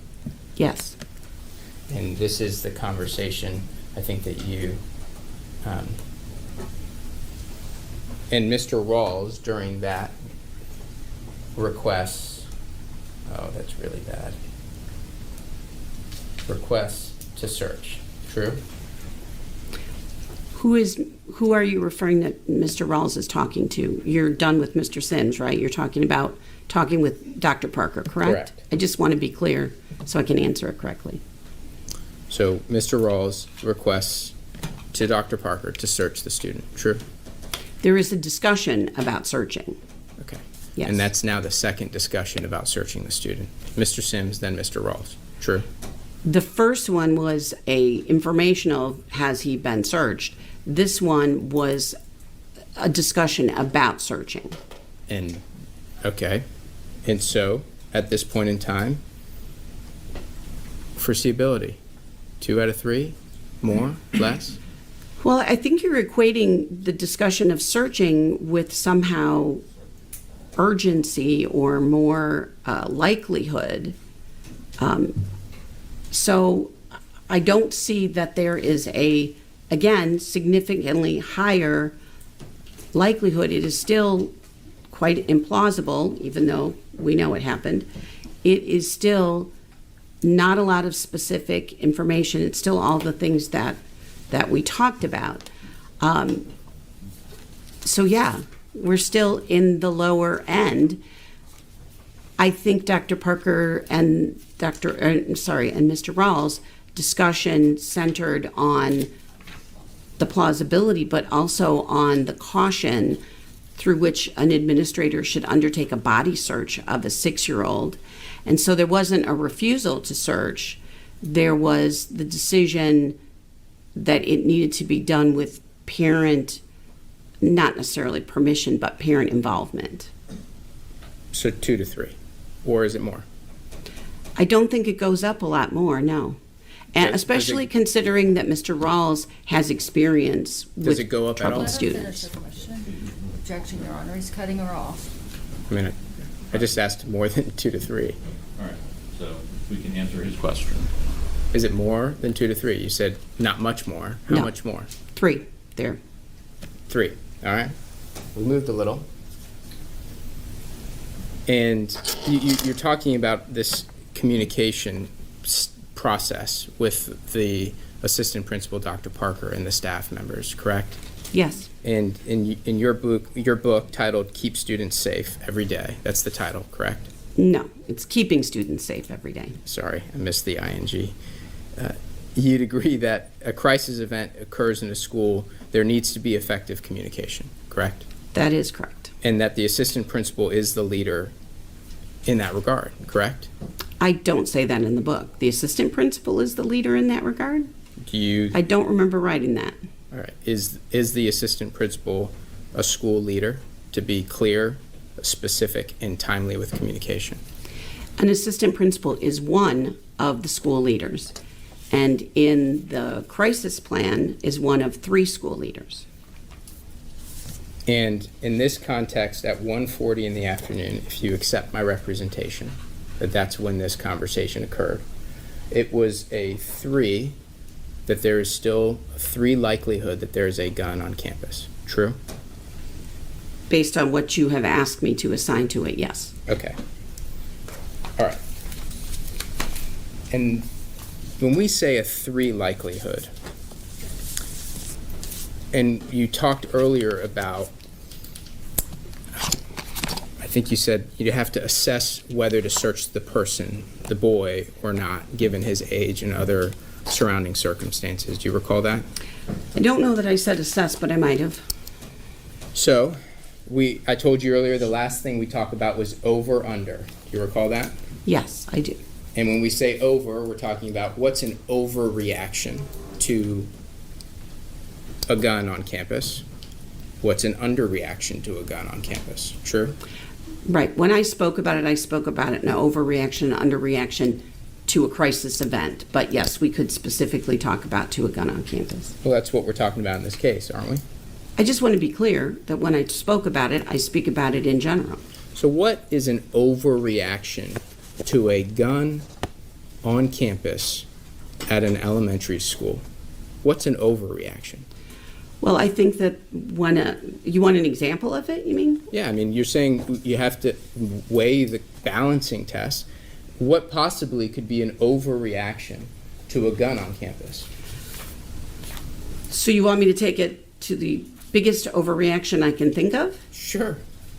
That would be when a student indicates that another child has something. Yeah, but we're Weapon. talking about overreaction, underreaction in terms of responses, correct? Are you asking me when it is already proven that there is a weapon on campus, or when there is a suspicion of a gun or a weapon on campus? Which one applies here? Which one applies to your questioning? Which one applies to this case? A suspicion or proven? In your view, There was a suspicion that the student had a weapon of some sort. of a gun. Students used the word gun, yes. She used the word gun. In her statement, yes. So there's a suspicion of a gun. So let's use that circumstance. Yeah. There's a suspicion of a gun on campus. The assistant principal recognizes there's a suspicion of a gun, and for 2 hours, the foreseeability that the gun remains on campus is not 0. It's something more than 0. That's what we've just gone through. True? Yes. What's an overreaction in that context? In a elementary school where there is the suspicion that a 6-year-old has something, We're not talking about something. We're talking about a gun. that a 6-year-old has a weapon that students talking have about a gun. categorized as a gun. We're talking about a gun, man. Do you want me? What is an overreaction to a gun? The an example of an overreaction is that when a student says, student X has a gun, that we call a lockdown, we have an active shooter response, we search the kid, we put him down, we put him in cuffs, we drag him off until we can figure out that he had a Nerf gun or a squirt gun or a firearm. So you agree that Ms. Zwerner wasn't expected to just drag the kid out of class, call a lockdown, and do all this stuff? That would be an overreaction. An underreaction Hey, would be stay to with my leave him question. in the the class. Stay with my question. You agree with that statement that I made, correct? No, I do not. An overreaction, it would be an overreaction to tackle the student, get the police, yes, all based on somebody said he has a weapon or what small children call a gun. So let's talk about underreactions. Underreaction is an assistant principal not calling 911. True. Well, can I finish answering your previous question? You didn't answer my previous question. You went on to your own question. Well, no, I was trying to answer the question of you asked me about an overreaction, and then you brought up Ms. Zwerner as an overreaction that she didn't drag him out. Correct. Did you? That's what I understood you to say. And you agreed that you wouldn't expect her to do that. But a student can be removed from a classroom without being dragged, kicking and screaming. Right. A student can be isolated. A book bag can be moved without it becoming an altercation or an aggressive or violent incident. All things That would be a more appropriate reaction. So I just wanted to clarify the overreaction that you asked about. all things that Dr. Parker did not do. True. All things that Ms. Zwerner did not do either, or Ms. Kovac didn't do either, or Mr. Rawls didn't do either, because in their judgment it was not an appropriate measure at that point. Let's answer my question. Okay. All things that Dr. Parker did not do. True? All things, as in remove him from the room? Correct. Yes. Okay.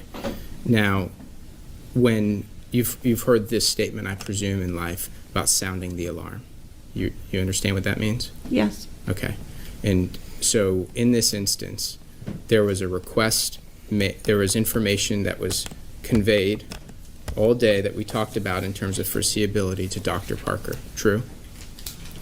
There was limited information that was conveyed to Dr. Parker, but not all the information that was available. The materials suggest there was additional information she wasn't privy to. Information was conveyed. Some information, yes. Sufficient for Dr. Parker to understand that there was a gun on campus. True?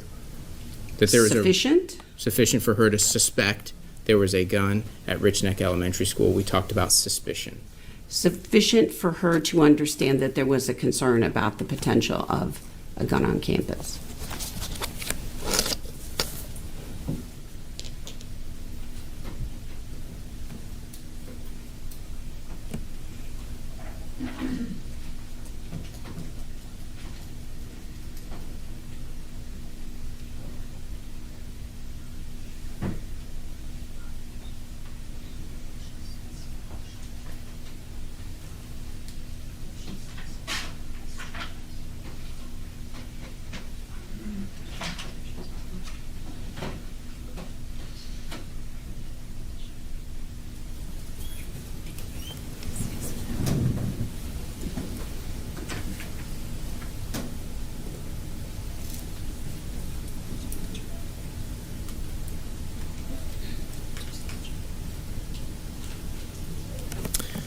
The information, start this way, some information was conveyed by Ms. Kovac to Dr. Parker, true? Yes.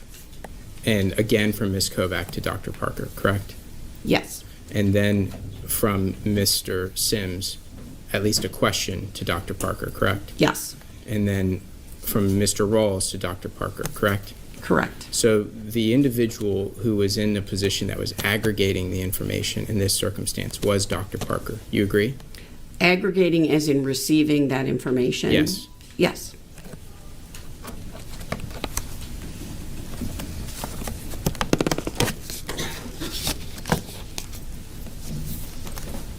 How much more do you have, Mr. Benioff? I think nothing, just looking at this now.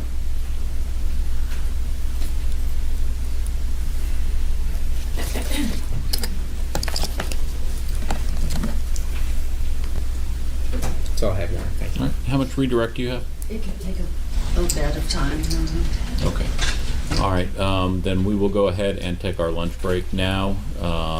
And we are only going to take 45 minutes because it's been time consuming this morning. And so we're going to take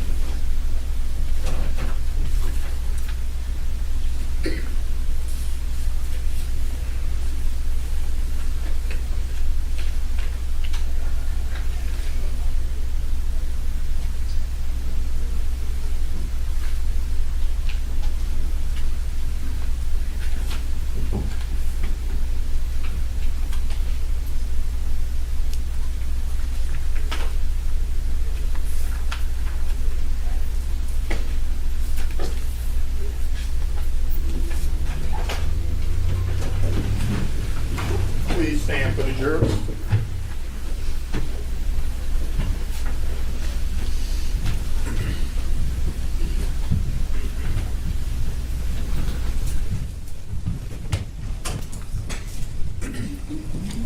Nine jurors in the box. Be seated. I'm going to show you Exhibit 108. Mr. Beniozen showed it to you in his cross-examination, the Richneck Elementary School handbook. It's Exhibit 108 at page 2. Okay. And give you a minute to look at it. Okay. Take your time. Is it possible to make it just a tiny bit bigger? Thank you.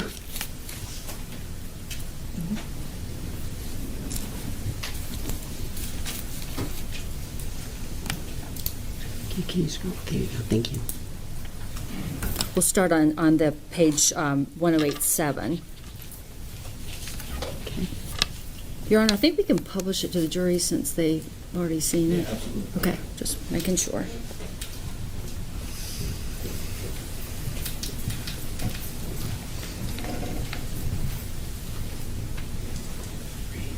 Dr. We Klinger. don't have it up on our screens yet.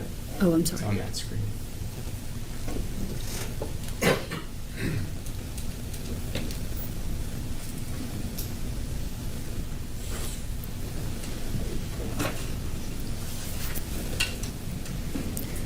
Dr. Klinger, you see the paragraph beginning with discipline is the initial responsibility? Yes. And is that, I don't know that you had reviewed this document before today. Reviewing it now, do you see that it says that discipline is the initial responsibility of the teacher? Yes, I do. And as a teacher, the first line responder, which you explained to the jury Correct. before? We'll go to the second page. I think Mr. Beniozen asked you some questions about level 3 behaviors. You recall those Yes. questions? Mhm. And on the left-hand side, there's a list of student behaviors, one of which is possession of a firearm. And Yes. based on your review of the material, just to be clear, did you see any evidence that there was a confirmed possession of a firearm before the event that happened in the Objection, afternoon? Your Honor. What's the objection? Your Honor, she's saying based on your review of the information, did you determine that there was a confirmed determination of a firearm?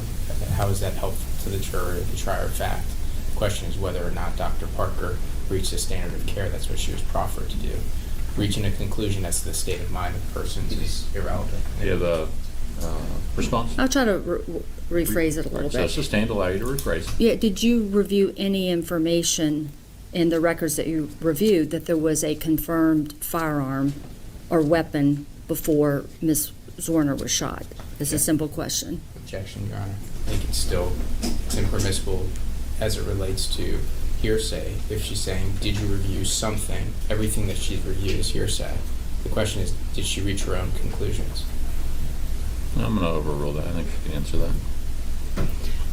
I didn't see anything in my review of the materials that indicated there was confirmation of a firearm. Okay. And then the next steps that were discussed with you, it says secure students and ensure safety. Do you see that? Mm-hmm. And that's for the teacher to do, correct? Is that your understanding? Objection leading. All right. That's Who's- sustained. You rephrase. In reviewing the next steps, do you see where it says secure students and ensure safety? Objection leading. Can you rephrase it in a non-leading manner, please? In your review, you've reviewed the next steps, correct? Yes, I have. And based on your review of the material, did you see in the records where Ms. Werner secured the students that day?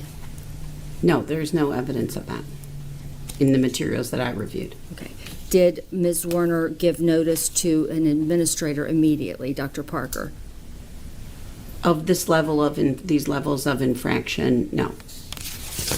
And Dr. Klinger, we can take that down. Mr. Beniozen showed you a statement by Dr. Parker after the event, correct? Do you recall Yes. that? Yes. That is information that you had reviewed before? Had you reviewed the information before? It was in the materials that I saw, yes. And you reviewed it again today with Mr. Beniazin? Yes. Does any of that change the opinions that you've already told the jury? You're reviewing again today with Mr. Beniazin, Dr. Parker's statement. No. And Mr. Beniazin was able to draw some numbers and circle things with you and then go through information in the records that you've reviewed in the deposition testimony? Yes. Did any of the discussion about the numbers and what numbers you would circle change your opinions? You mean in terms of doing that exercise with Yes. him? No.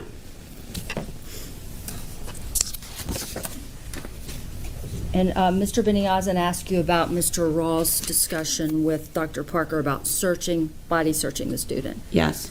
And you had reviewed Mr. Rawls' deposition, Yes, I have. and you also reviewed other statements by Mr. Rawls to the school board. Yes. And so going through that material today, did that change any of your opinions in the case? No.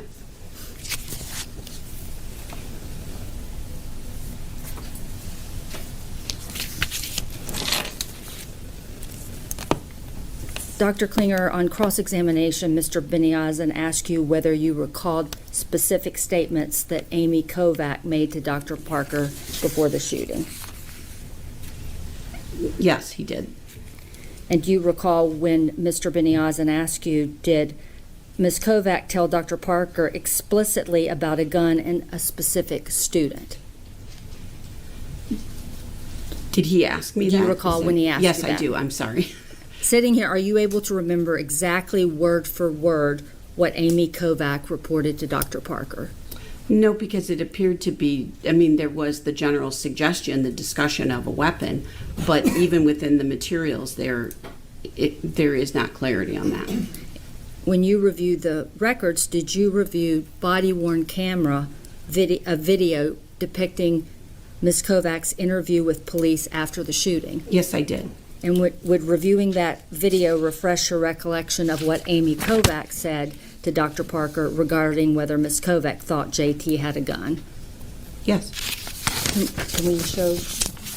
We object to a line of questioning, Your Honor.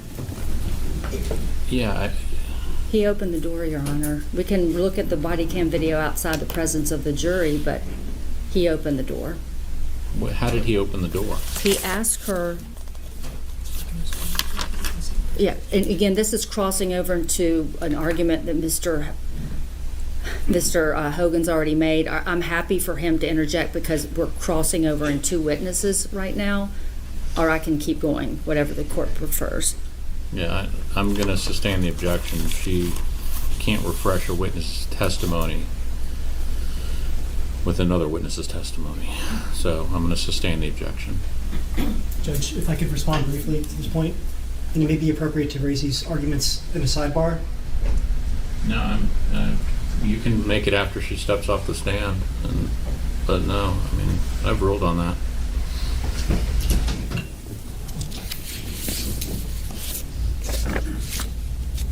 Just one moment, Your Honor.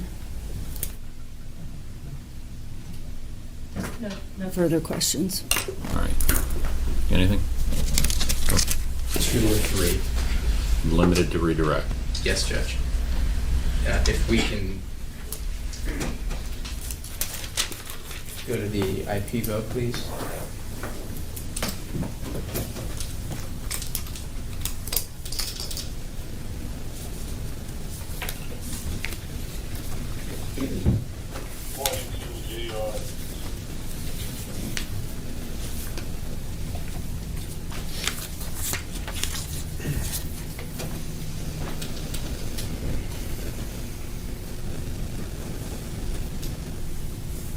You were shown this page, Dr. Klinger, correct? Correct.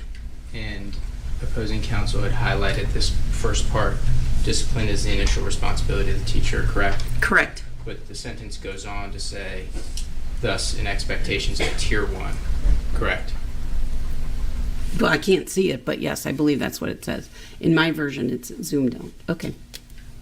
It goes Thank on, you. It specifies Tier 1, correct? It's a Tier 1 expectation, yes. Okay. in level 2, it talks about referral to administrator, correct? Correct. Those are all the questions I have. Thank you. All right. Go ahead and step down and stay in the either in the hallway or the witness room that we had you in for now, and then we'll give you further instructions. All right. Thank you.